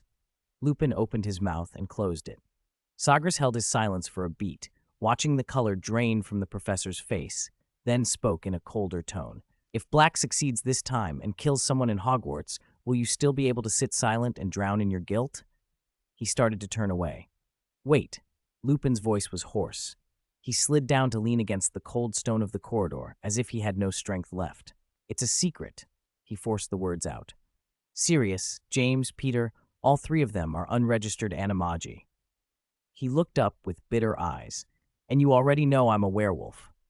Sagres raised an eyebrow and said nothing. Lupin continued, voice low, as if confessing to himself more than to anyone else. "We were foolish back then. We were always indulging in our own cleverness. I feel guilty. I'm tormented by the thought that I betrayed Headmaster Dumbledore's trust." When Lupin spoke of Dumbledore, his voice wavered. "No school would take me as a child. Dumbledore gave me a chance at Hogwarts. Later, when I was rejected by the world and couldn't find work, he gave me this job. I never told him that my being a werewolf drove my friends to become unregistered animagi. I didn't stop them when they broke school rules. I was a prefect, and I became their accomplice." He shook his head. "Whenever we sat together planning some wild adventure, that guilt I felt got shoved to the back of my mind. I haven't changed." His voice grew softer, edged with helplessness. Sagres watched him with an even tone. "There are two kinds of courage. One is the bravery to face an enemy. The other is the courage to stand by principle in front of friends. People most often lack the second kind." He let the words sit between them. "I can understand why you did what you did back then. That friendship was precious to you." Lupin seemed struck. The last color left his face. He looked bereft. "You're right. This year I have agonized over whether to tell Dumbledore about Sirius's animagus form. But I didn't. Not once. I was a coward. To confess would be to admit I betrayed his trust as a student, to admit I led them into those foolish acts. Dumbledore's trust meant everything to me." He exhaled a long, broken breath. I thought Sirius must have learned some dark magic from Voldemort to get into the castle, that it had nothing to do with animagus forms. Perhaps Snape's suspicions of me aren't entirely wrong. I am his accomplice, he finished, the words draining him. He stayed on his feet only by force of will, a shell of a man. Sagres was quiet for a moment, then answered calmly. Fortunately, there were no casualties this time. As long as we catch him, it's not too late. He did not tell Lupin what he had realized about Scabbers, that Peter Pettigrew might still be alive. That revelation would have to wait. No one could know yet whether the rat had already been bitten or devoured by Black. Chapter 213, Substitute Professor Snape. The next day, the castle woke on full alert. The Gryffindors were finally allowed back into the tower, but they were not greeted by the fat lady. Instead, a new, overzealous guardian hung in her place, Sir Cadogan. The rotund knight, astride an equally perky steed, bounced in his frame, waving a short sword and shouting at anyone who approached. Halt! Give the password, or taste my blade! Cowards! Dare you not fight me to the death! Charge! For honor! What annoyed the students most was that Sir Cadogan treated changing the password like a military campaign. In a single morning, it had changed from Valiant Charge to Dragon's Breath Flame, then to Invincible, then Warhorse's Whinny, and by tea it had become Victory's Glory. Not only were the passwords utterly random, they changed so often everyone was running up and down the tower all day. He changed it again, Ron wailed as he trudged up the stairs. This morning it was Dragon's Breath Flame, and 2 hours ago he shouted, Fearless Challenge at Neville. He's as annoying as Snape, Harry muttered, rubbing his temples. They had already been forced to make several pointless trips. Hermione's cheeks were flushed with indignation as she fished in the pages of Hogwarts, a history for something to support an argument. He is abusing his duties, she said flatly. This isn't what a portrait guardian is for. He's creating needless trouble. Sir Cadogan could not have cared less. To him, the constant comings and goings were excellent training. His excited voice echoed at the common room door, adding an almost insolent liveliness to the nervous castle. Compared to Sir Cadogan, the formerly cantankerous fat lady suddenly seemed amiable. Sirius Black's break-in had rattled everyone. The marauder had appeared and vanished, leaving behind only a missing rat and a lot of unease. A low, invisible pressure hung over Hogwarts. Halloween was past, and the Quidditch season was about to begin. Harry had no choice but to put other worries aside and focus on the first match of the year. He had not forgotten his role as Gryffindor's seeker. Just as Harry was about to throw himself into training, Professor McGonagall knocked at his door. She looked unusually grave, her brows drawn tight. Harry's stomach dropped. The look on her face suggested something terrible had happened. Potter, she said without preamble, I don't think you should continue to take part in the afternoon Quidditch practices for the time being. Why? Harry asked, bewildered. Our first match is this Saturday. The reason should be obvious, McGonagall said, pursing her lips. To be frank, Potter, many of us, Professor Dumbledore included, believe you are Sirius Black's primary target. It would be too dangerous for you to be on the pitch without a professor watching. But we have to train, Harry insisted, trying the argument he knew would touch her. We're playing Slytherin. We have to win. That did the trick. McGonagall, who lived and breathed Quidditch, visibly softened. Very well. I too want to bring the cup back to Gryffindor. She sighed. However, any training from now on must take place with a professor present and supervising. Understood? Of course, Harry said, relieved, and nodded immediately. On the other side of the castle, Sagres did not relax his vigilance. He combed the forgotten corners and deserted classrooms, his attention on places something, or someone, might hide. The big dog and the rat could not have simply disappeared. Sooner or later, they'd leave traces. It would take patience, but the truth would come out in time. One afternoon, Sagres moved through the castle shadows, sharp-eyed and watchful. He saw Harry Potter sprint down a corridor and slip into a classroom.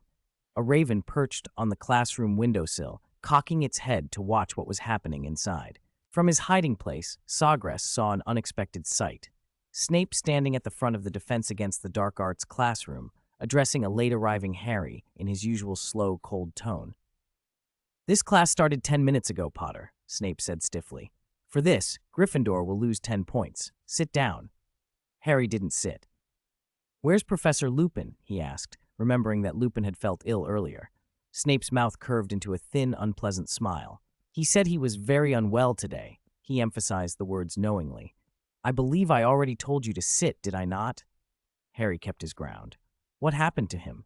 Snape's black eyes flashed, and a dangerous light passed over them. Regrettably, his life is not in danger, he said. Then a sneer tightened his features. However, it's pleasing to note that Gryffindor will lose another 5 points. If I have to tell you to sit a third time, that will be 50. Harry finally moved and sat beside Ron, who produced a small doodle of Snape and hid it. Snape's voice sliced across the room. Weasley, he said, as if to a draft of cold air, does your empty head contain any useful knowledge or only worthless scribbles? He deducted 5 points for the disrespectful sketch. Ron blushed crimson while Hermione bit her lip. Snape continued, Everyone, open to page 394. He let his gaze sweep the room. Today we shall study werewolves. The students muttered and opened their books, irritated. Snape's attention turned to the bubbling cauldrons on his desk. Since your frail professor is conveniently unavailable today, he said, dragging out both words as if they were knives, I will spend half the lesson reviewing potion knowledge. The remainder of the lesson became a spectacle of Snape finding fault and subtracting points. Seamus Finnegan stumbled through an answer about a defensive spell and promptly lost 5 points for confusing the class and wasting time. Dean Thomas splattered ink while copying notes and lost another 5 points for lacking fundamental hand-eye coordination and defiling parchment. I must say, Snape declared at the end of the period, his disappointment theatrical, you are likely the most untalented, hopeless group I have ever taught. Your thin grasp of defense against the dark arts and your sluggish responses make me doubt whether you should be allowed to continue your studies here. The students ground their teeth and endured until Snape, seemingly delighted at their discomfort, made the lesson drag on for another half hour. Finally, still ignoring the tension in the room, he snatched a piece of chalk and wrote their homework on the blackboard in neat, punctilious script. Read pages 394 to 421 and write an essay no less than 8 feet long detailing methods to identify and prevent werewolves, analyzing their weaknesses. Due next Monday. With a hard flick, he tossed the stub of chalk at Ron for good measure and added, meaningfully, be sure to analyze it thoroughly. This is very important. By the time Harry and his friends trudged to the Great Hall for dinner, most of the other students had already finished eating. No sooner had Snape finished his marvelous substitute lesson for defense against the dark arts than he strode toward his dungeon office, a smell of sulfur and unspent malice clinging to him. On his way, he noticed Loquetus perched on the windowsill and made no attempt to hide the triumph on his face. Truly wonderful, quite an eye-opener, Loquetus said. Snape stopped. He turned slowly, like a venomous snake sensing a threat, his icy gaze fixed on the raven at Loquetus's shoulder. Lost, Sagres? The raven, Sagres, answered in a controlled voice. Not lost, merely pausing to admire a most impressive lesson. A triumphant curl of a smile appeared on Snape's lips. Impressive? Humph. A bunch of blockheads who couldn't even recognize a werewolf, let alone grasp the true nature of such dangerous creatures. Your discourse on the nature of dangerous creatures was particularly thought-provoking, Sagres said evenly, giving no hint of approval or disapproval. Snape sneered.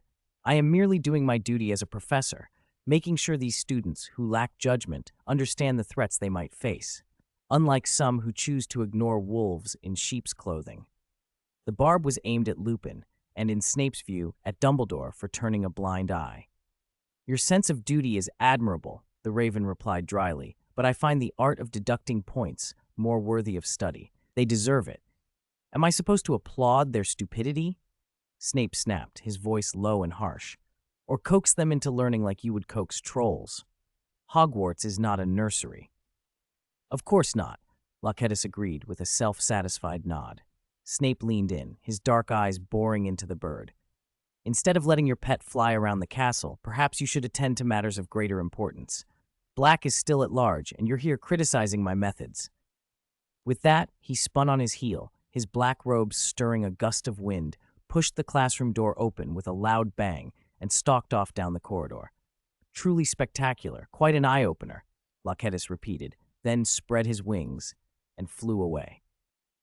A biting wind whipped across the training grounds that afternoon. Harry, astride his Nimbus 2000, tried to focus on the erratic glints of the golden snitch as it darted among the clouds. Oliver Wood barked tactical orders to his team. At the edge of the pitch, Professor Flitwick, wrapped in a thick scarf at McGonagall's request to supervise, huddled in his seat, looking less like a strategist and more like someone who had been obliged to attend. It was Saturday, and the sky was as leaden as if it might crack open at any moment.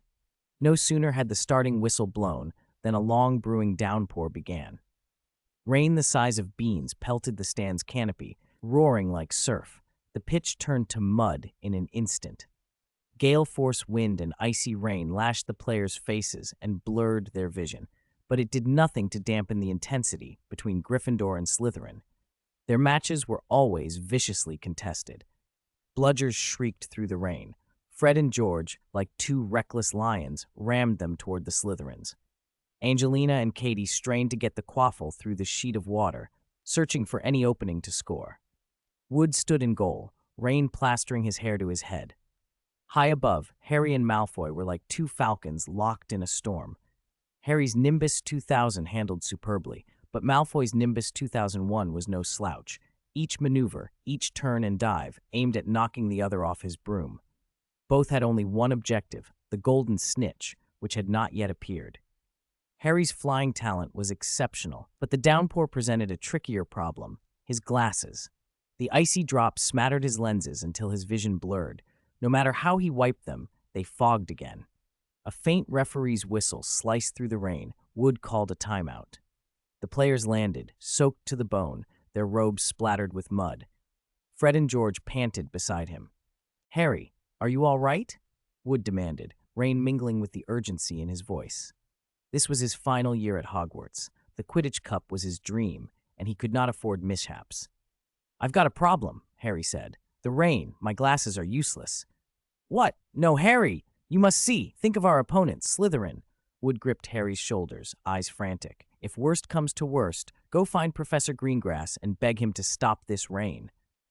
At that moment, Hermione, nimble even in her cloak, dashed onto the pitch. She grabbed Harry as he was about to reply. "Give me your glasses," she called over the downpour. Harry, bewildered, handed them over. Hermione tapped her wand. "Impervious!" A pale flash, and the raindrops beaded and slid clean off the lenses, clear and bright. "Put them on, quick," she urged, handing them back. Harry slipped them on, and the world snapped into focus. He shot Hermione a grateful look. She gave him a quick thumbs up and darted back toward the stands, disappearing into the rain. "She's a genius," Wood shouted, pointing where she had vanished, relief flooding his voice. "Any more problems?" he demanded. "None," Harry answered, newly confident, his gaze cutting across the storm-churned sky. "Not a single one." The second half resumed and the battle intensified. The score was tight. Every point set off deafening cheers or frustrated roars that the rain could not entirely drown. The chase between Harry and Malfoy reached its critical phase. After a thrilling dive through the goalposts, Harry finally caught a flash of bright gold, the snitch, darting just below the Slytherin stands. His heart leapt. Without hesitation, he pushed his broom's nose down. "He sees it! Harry sees it!" Commentator Lee Jordan cried. Malfoy's pale face twisted. He reacted instantly, tailing Harry close behind. The two streaked like arrows at extremely low altitude. The wind tore at the stand's edge, throwing spectators back. The crowd roared as one. The intensity seemed to startle the snitch, which made a nimble upward turn straight into the thick black clouds above. Harry and Malfoy followed without hesitation, plunging headlong into the oppressive dark. Suddenly, a bone-chilling cold swept across the pitch. Dementors, drawn by the surge of life and adrenaline high above the ground, they poured in like vultures. Dozens of them, cloaked in ragged robes, glided from the direction of the Forbidden Forest and from the depths of the storm clouds, their hooded faces fixed greedily on the nearest, most vulnerable target, Harry Potter, who carried painful memories. That familiar ice of despair clenched Harry's heart like iron pincers. Screams and pleas from a past he had tried to bury rose like a breaking dam and flooded his resolve. His vision went black. Strength and consciousness slipped away. His broom spun wildly out of control, and Harry, like a puppet with its strings cut, fell straight from the clouds. Chapter 215, Dementor Riot. Harry! A horrified scream tore from the stands. Ginny's voice was the sharpest. Her fingers dug into the wooden railing until her knuckles went white. Draco Malfoy, riding just behind Harry, saw everything. The determined set of his face crumpled into shock and panic as he watched Harry slump and several Dementors swoop in, their ragged cloaks revealing skeletal hands heading straight for the unconscious boy. Malfoy's heart hammered, his fingers clenched and unclenched on the broomstick. For a moment, a look of disgust and hesitation crossed his face. Then, perhaps from an old instinct he couldn't entirely deny, perhaps from pride, he shoved down on his broom and dove after Harry. "Damn it!" he cursed. The wind tore at his hair and rain blurred his vision. In the stands, Dumbledore, face suddenly pale, had already extended a hand, and Harry's fall had begun to slow. Just as Harry was about to hit the muddy ground, Malfoy grabbed the back of his collar. The broom gave a groan of protest and nearly pitched them both off. Malfoy hauled Harry up, slinging him across his broom as if he were a sack of potatoes, roughly, without any gentleness, a flicker of aversion in his movements. Harry hung limp and unconscious. "You'd better not die," Malfoy muttered, then kicked his broom higher, putting distance between them and the ground while trying to evade the Dementors behind them. More Dementors poured into the stadium, their cold, despairing presence sweeping through the stands. Screams and panic rose and fell as students scattered. In that desperate chaos, Sagres' voice cut through the rain, hard and commanding. "Get out of here!" The usual calm was gone from his face. He looked furious. He raised his wand to the sky, and a bright, blazing light erupted. The downpour ceased, the dark clouds broke, and dozens of Dementors that had been circling within the clouds were revealed, at least 100. Instead of fleeing, they seemed to have found a new target. Ignoring the Patronus charms several professors had sent up, like vultures drawn to a corpse, they changed direction and lunged for Sagres, who had risen to stand his ground. Sagres' eyes went cold. He did not back away. A sneer crossed his face. "Seeking death," he said. With a sharp flourish of his wand, pale flames sprang from the tip. The fire had no warmth but burned with a terrifying magic, as if it could incinerate souls. Dozens of fiery ravens shrieked into the air and struck the leading Dementors. When they met, the Dementors' cloaks blackened and melted like tar paper set alight, their hunched bodies unraveling and turning into foul-smelling black smoke that dissipated into the post-storm air. More ravens rose from the embers, weaving through the sky and forming a burning web. The sight froze the remaining Dementors high above. Like birds whose necks had been grasped, they hesitated, hovering uncertainly. "Kill them all," Sagres ordered, merciless and cold. He meant to leave none of the greedy dark things alive. "Stop, Sagres!" Dumbledore's deep voice cut in. His silver hair and beard blew about his face as a powerful counter-magic flowed through the stadium, attempting to quell the destructive flames. "They are collaborators of the Ministry of Magic. You cannot slay them here." Dumbledore moved to Sagres' side and spoke low and serious. Sagres slowly lowered his wand. The fiery ravens stalled, suspended as if held by an unseen giant hand. He turned to Dumbledore, his gaze hard. "Is that so?" he asked, his voice low but carrying through the cold air, sharp enough to wound. It struck everyone in the stands who were still shaking with fear. "Then tell me, Headmaster," he went on, each word measured, "when these collaborators break into Hogwarts, attack my students, and try to kill me, who will take responsibility?" He said, blunt as a challenge, "You or the Ministry of Magic?" The stadium fell silent. Dumbledore's half-moon spectacles flashed as he regarded Sagres. "I understand your anger, Sagres, but we must." "Consider what?" Sagres cut in, black robes whipping in the wind. "Consider putting my power in a cage too?" His gaze swept the terrified faces in the stands. "Look at them, Albus. Look at their faces. Tell me what you see." The professors and Dumbledore involuntarily glanced at the students. Fear was written plain on those young faces. "This was an accident," Dumbledore said quietly. "Thankfully we were here and no irreversible tragedy occurred."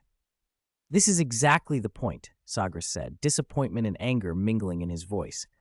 How many people can stop hundreds of Dementors? Being able to resist them should never be cause to be attacked. I will ask the Ministry of Magic to provide an explanation, Sagres, Dumbledore promised. You're wrong, Dumbledore. Sagres shook his head. His eyes were steady and cold. It's not me who needs an explanation. It's these students. He pointed at the frightened faces in the stands and at Harry, who had been pulled back from the brink by Malfoy. The Ministry stationed over 100 Dementors at this school and couldn't spare a single competent Auror. And you, his eyes flicked back to Dumbledore, agreed to it. Before anyone could answer, Sagres flicked his wand. A piercing shriek split the air.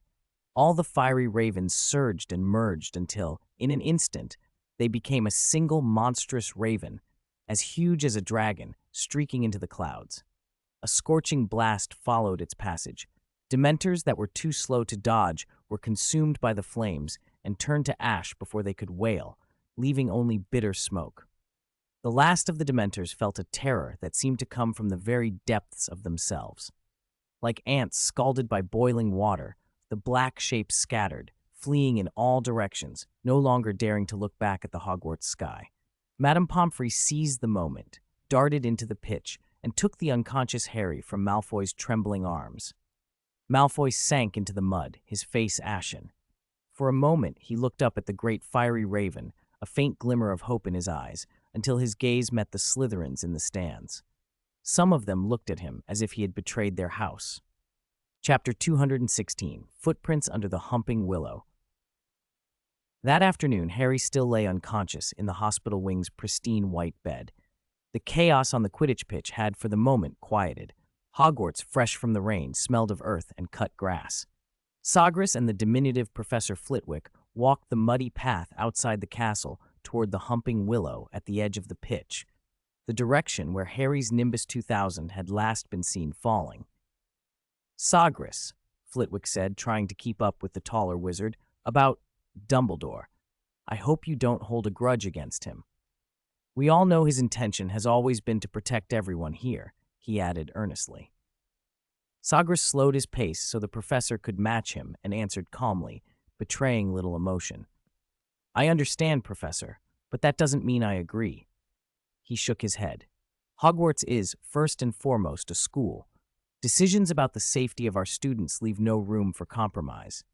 Especially, he thought, when the compromise is with a pack of insatiable politicians. Alas, Flitwick sighed in his reedy voice, Hogwarts has a long and glorious history, but it's entangled with many things. They reached the boundary around the Humping Willow. In the post-rain sunlight, the tree looked especially menacing, its thick branches still dripping, like the fangs of some angry beast. Among its thrashing limbs lay a jumble of shattered wood and twisted twigs, Harry's Nimbus 2000. The broom had been swept up by the storm, hurled into the willow, and given the tree's merciless lashing. It was in pieces. Oh, poor Harry, Flitwick exclaimed. This is dreadful. He's had enough trouble lately. Sagres said nothing. He raised his wand and pointed directly at the restless tree, immobilis. An invisible, powerful binding force froze the Humping Willow mid-swing. Its branches stopped dead, held like a frozen sculpture in mid-motion. Flitwick opened his mouth in surprise, then relaxed. The spell had come from Sagres. He stepped forward as Sagres quietly summoned the fragments with a levitation charm and gathered them at his side. As they were about to leave, Sagres' eyes caught a messy trail of paw prints in the mud. They led from the edge of the forbidden forest, hesitated by the willow, and then vanished near a gnarly root mass. Flitwick noticed them too. It must be Hagrid's dog, Fang, he said with a worried frown. That clumsy oaf never keeps him under proper control. I must remind Hagrid to keep his animals away from this tree. One day they'll be beaten to a pulp without even knowing it. Sagres' expression barely changed. He did not correct the professor. Yes, he said, you should remind him. It's time to go back. Flitwick glanced at the floating broom fragments with regret.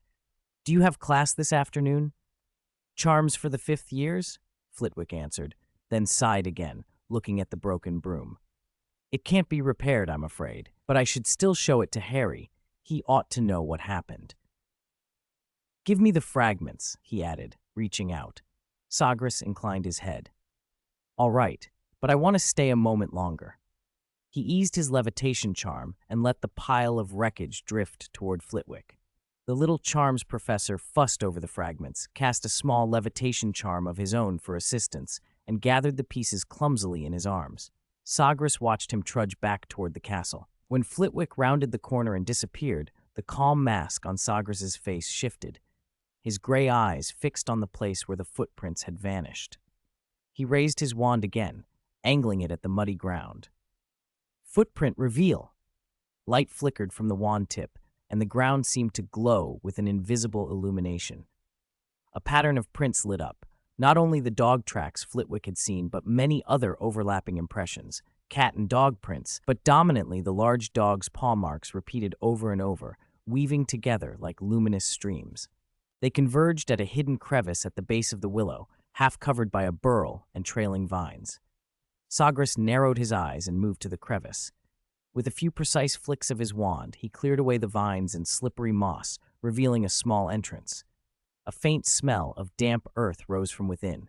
The rocks and roots around the opening bore obvious friction marks, polished smooth by repeated use.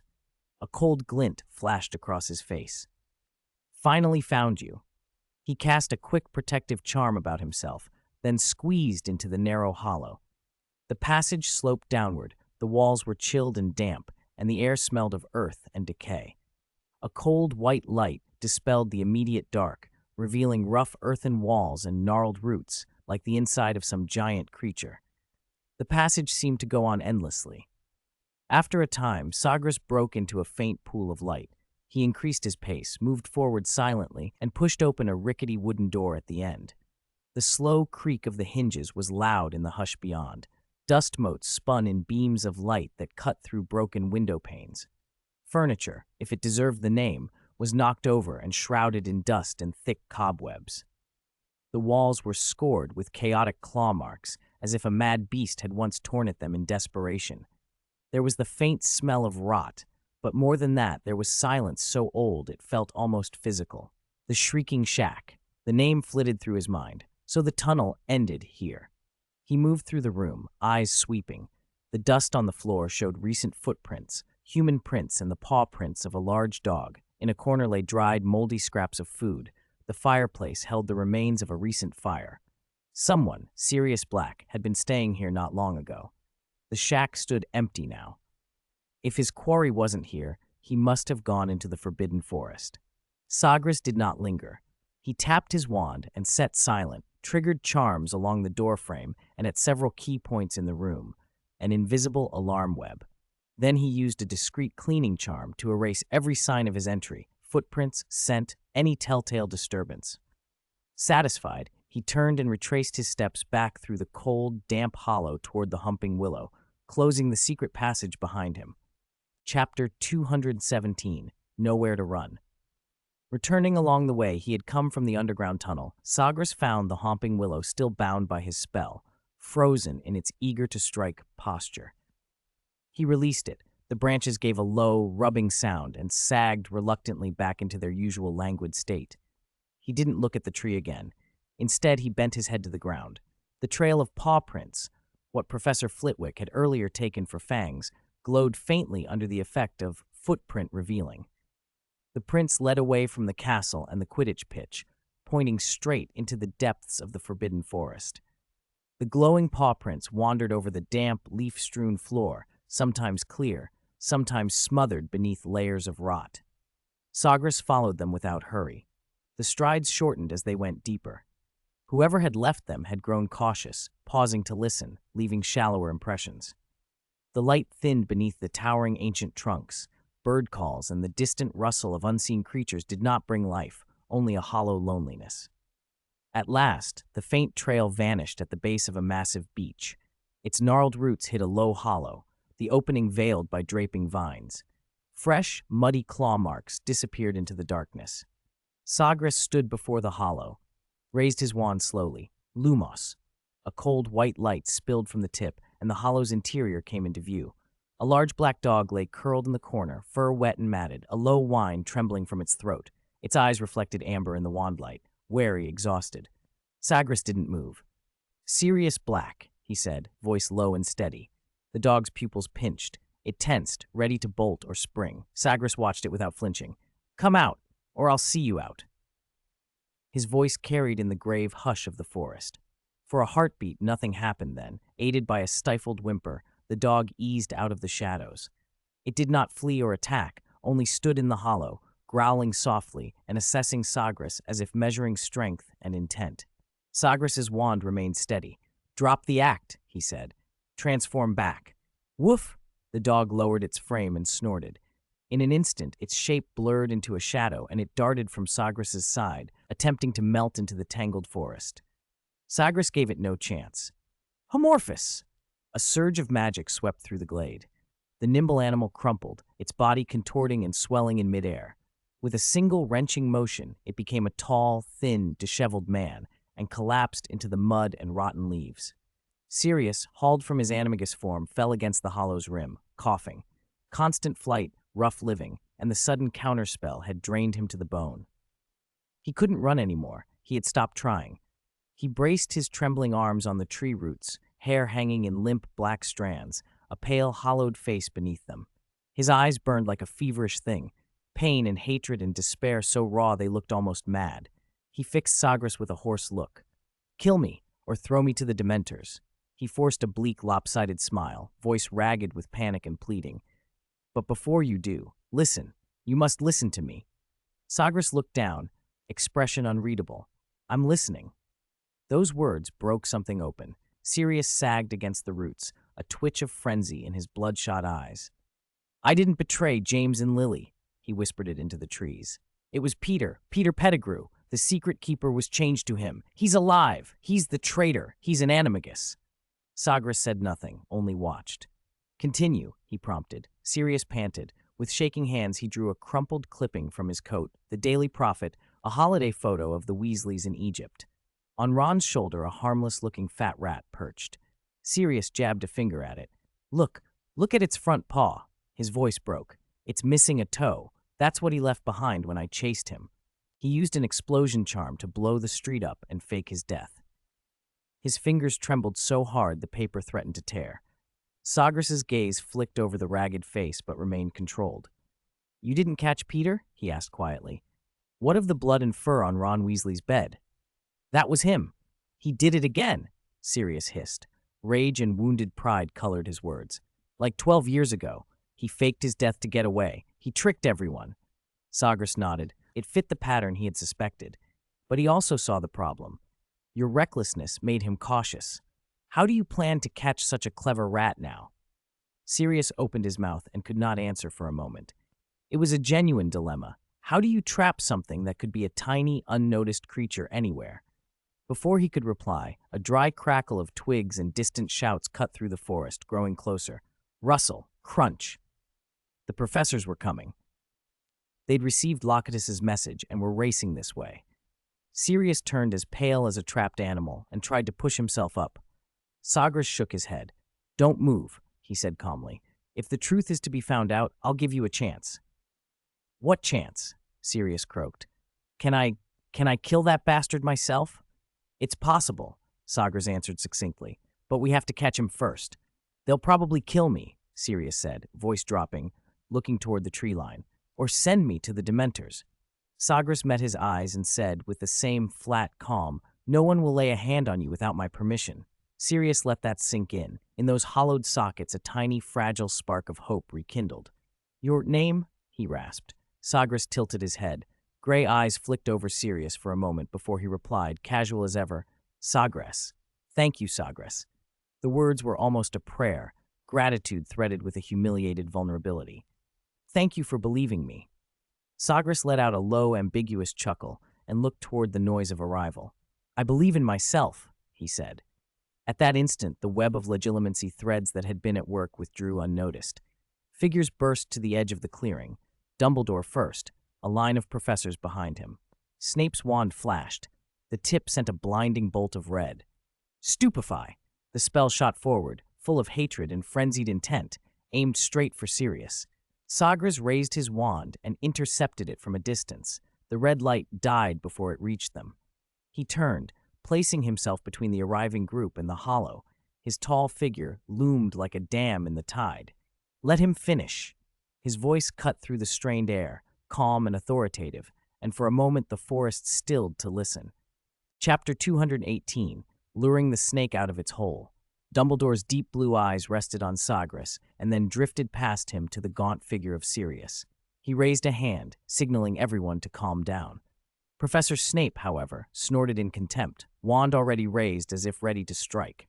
Protected by Sagres' invisible ward, Sirius clung to one last hope and once more recounted Peter's betrayal, the switch of the secret keeper and the other party's animagus identity.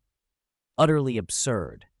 Snape exploded first, his face twisted with hatred. "Black, do you really think making up a story with no witnesses and slandering others will clear your name? Peter Pettigrew stopped you and you blew him to smithereens. That is an undeniable fact." "You're as petty as you were at school, Severus," Sirius sneered. "You."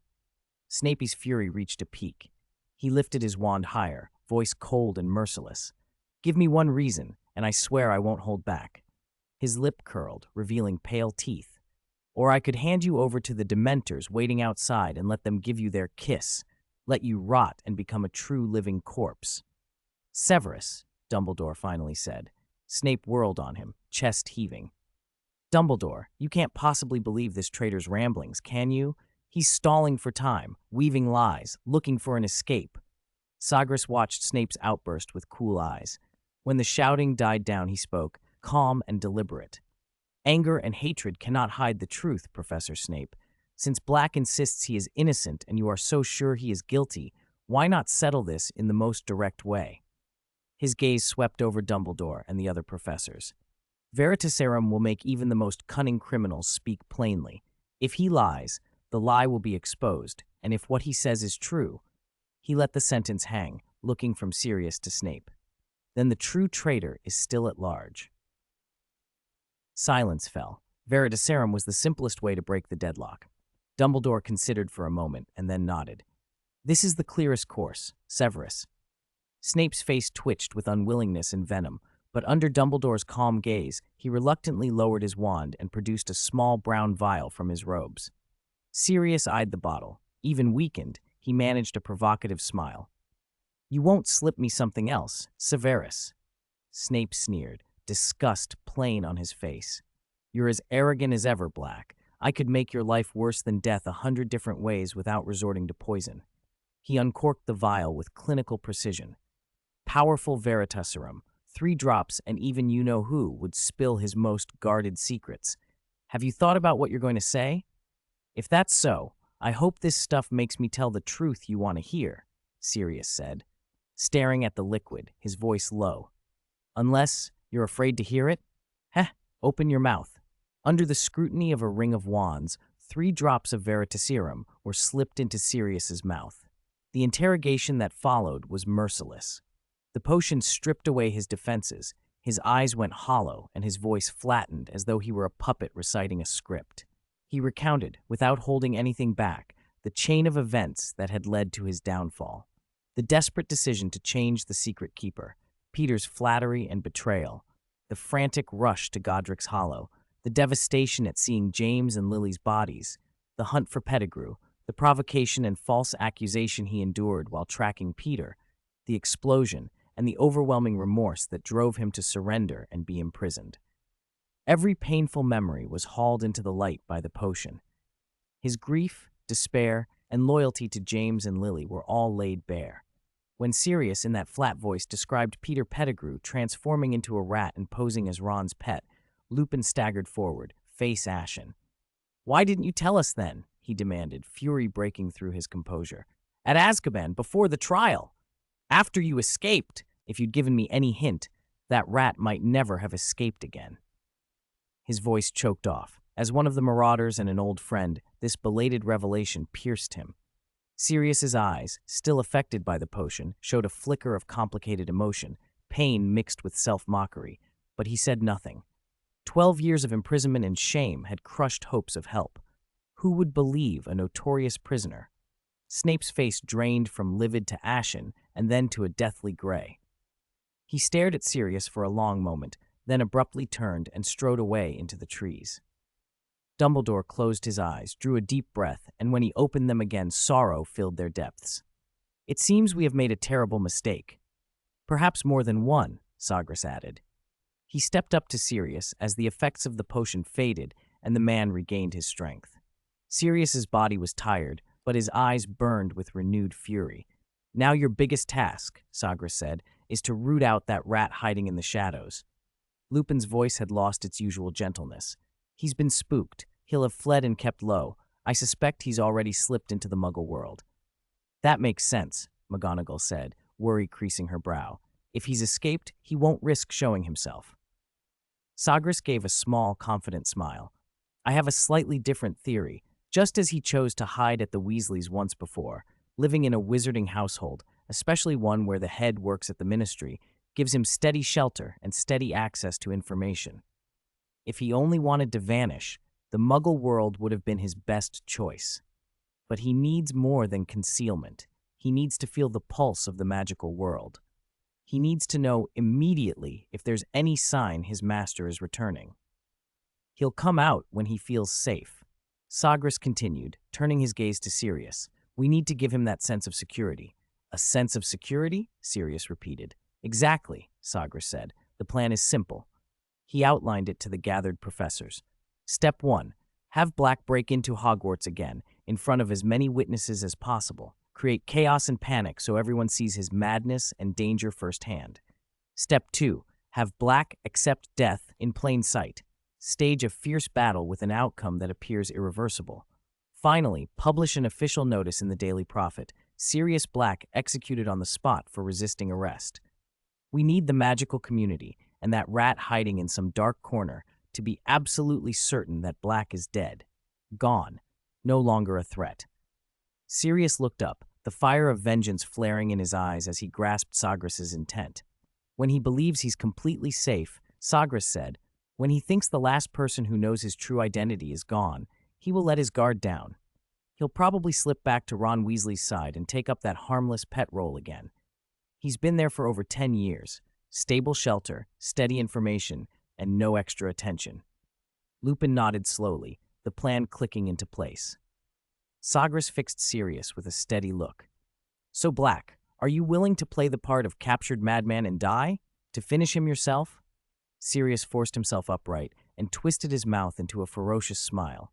"As long as I can tear that rat apart," he said, "even if it truly costs me my life, I won't hesitate."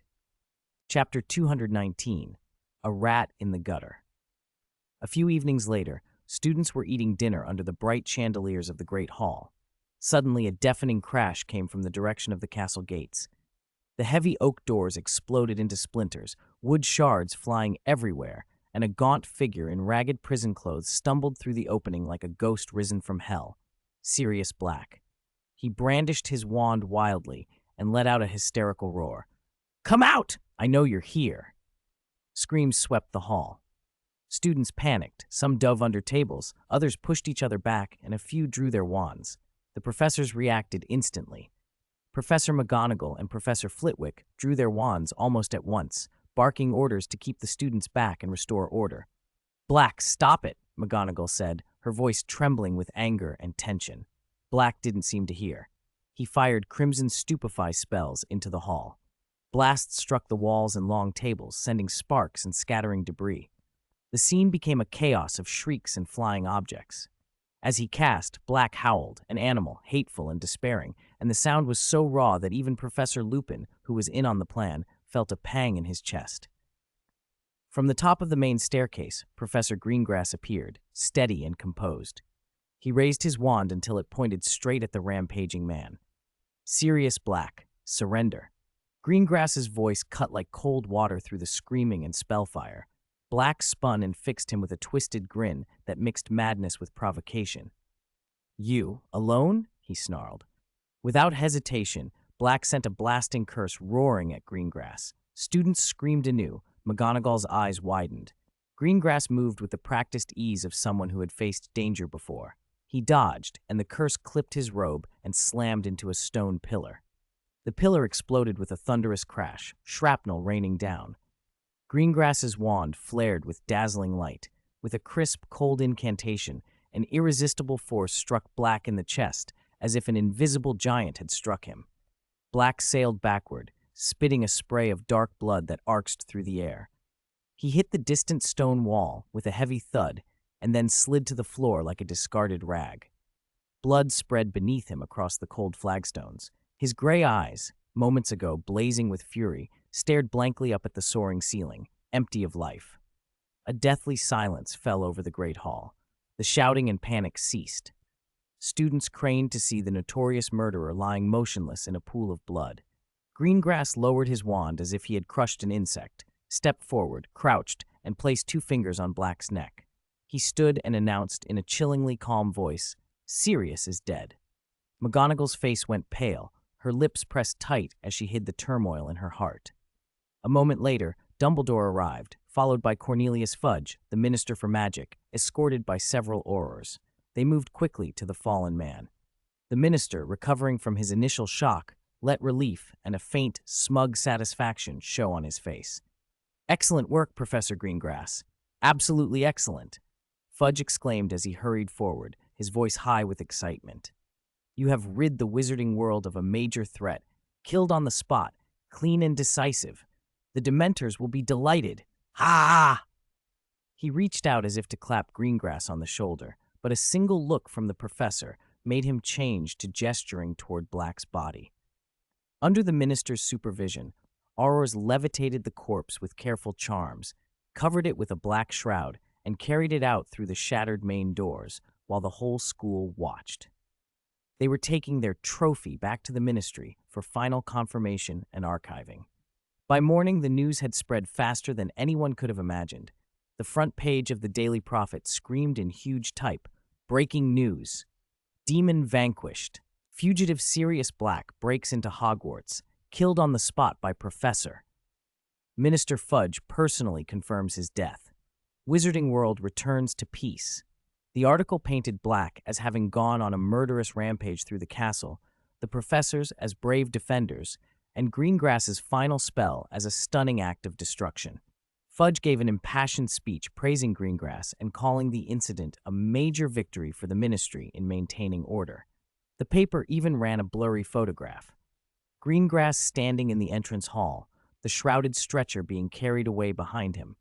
Fudge hinted at recommending Greengrass for the Order of Merlin. Greengrass only pretended not to hear.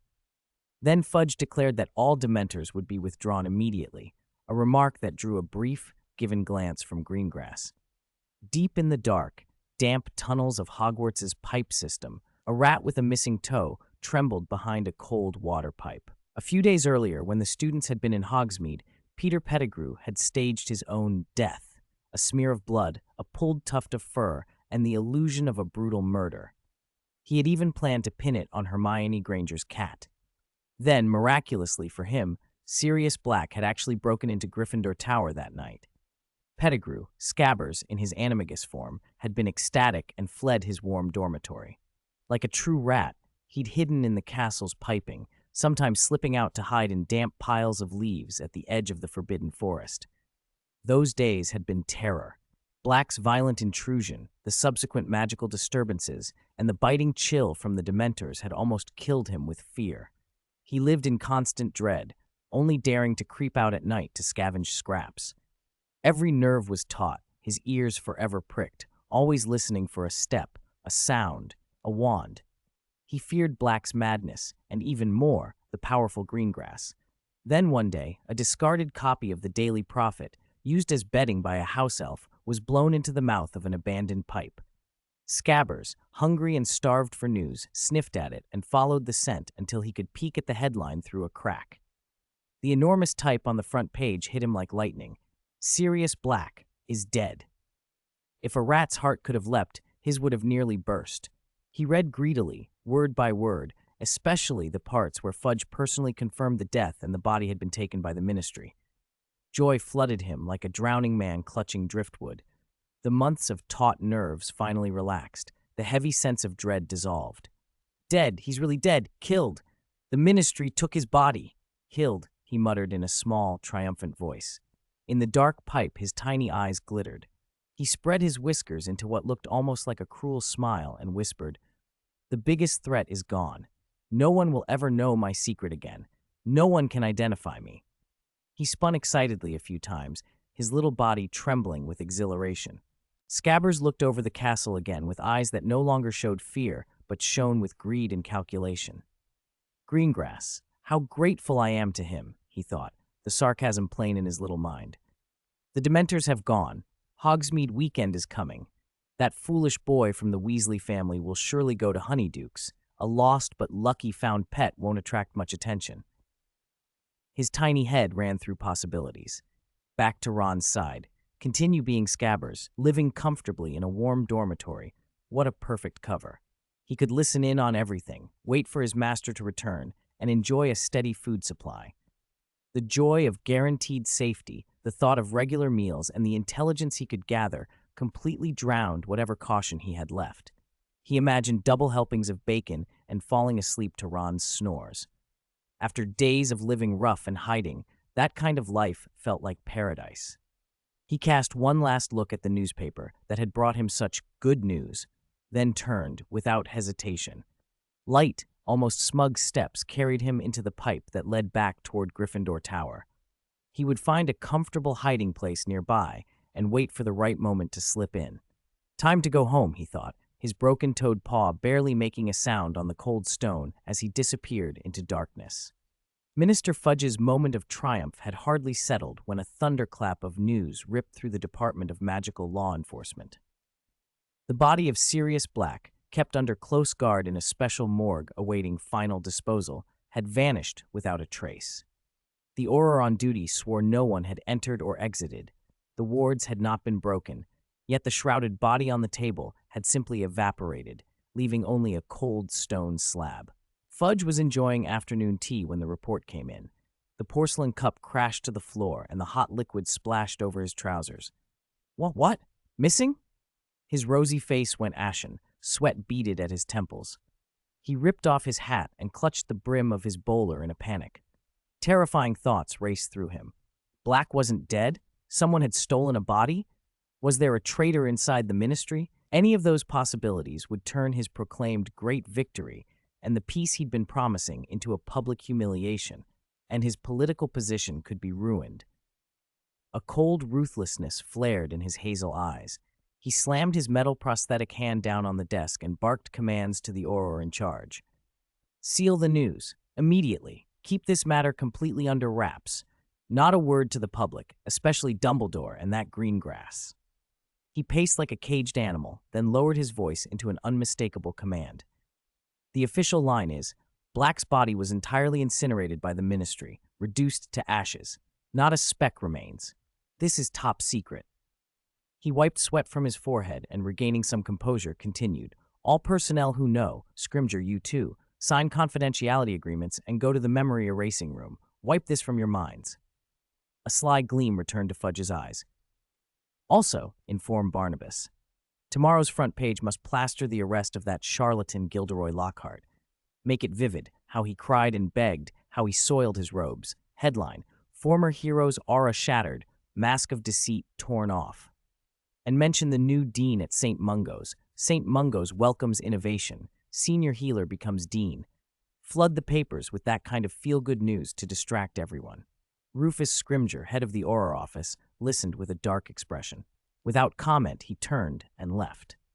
Fudge slumped back into his ministerial chair, breath shallow, his mind already stitching lies to hide the greater problem. In the hospital ward, the afternoon sun warmed patches of floor. Madame Pomfrey had just finished examining Harry and pronounced him to be recovering well. The past few days had brought a steady stream of good news, none more intoxicating, it seemed, than the announcement that Sirius Black had finally been captured, or rather killed.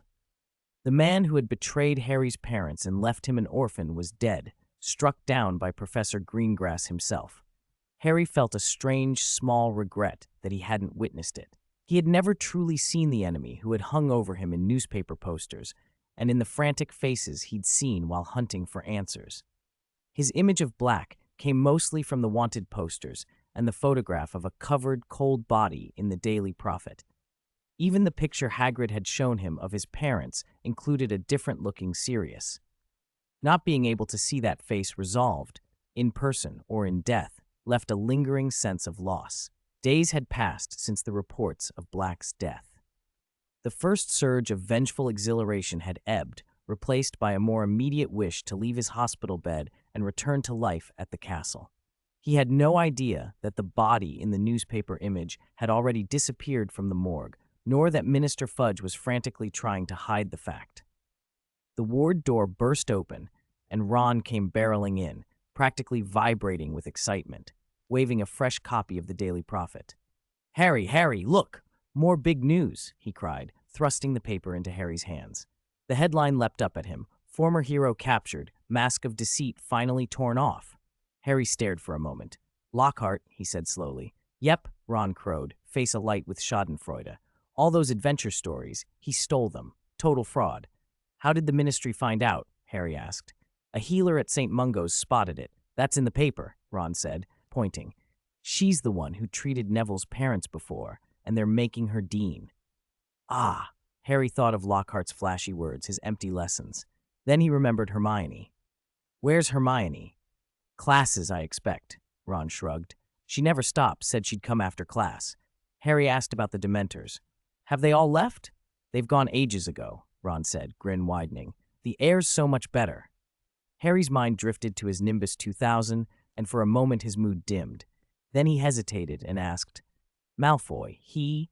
Ron's face shifted. He's not very popular in Slytherin right now. He dropped his voice. Ever since he saved you in the Quidditch match, some of them say he betrayed house loyalty. They're giving him a hard time. Harry fell silent. He doesn't seem to mind, Ron added with a laugh.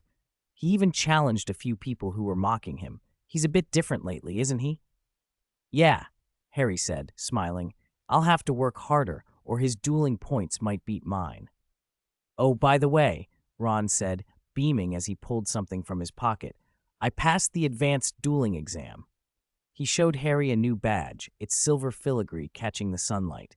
The ward rang with their laughter. The huge stone of worry named Black that had pressed on Harry's chest for days finally felt removed, and his breathing seemed, improbably, easier.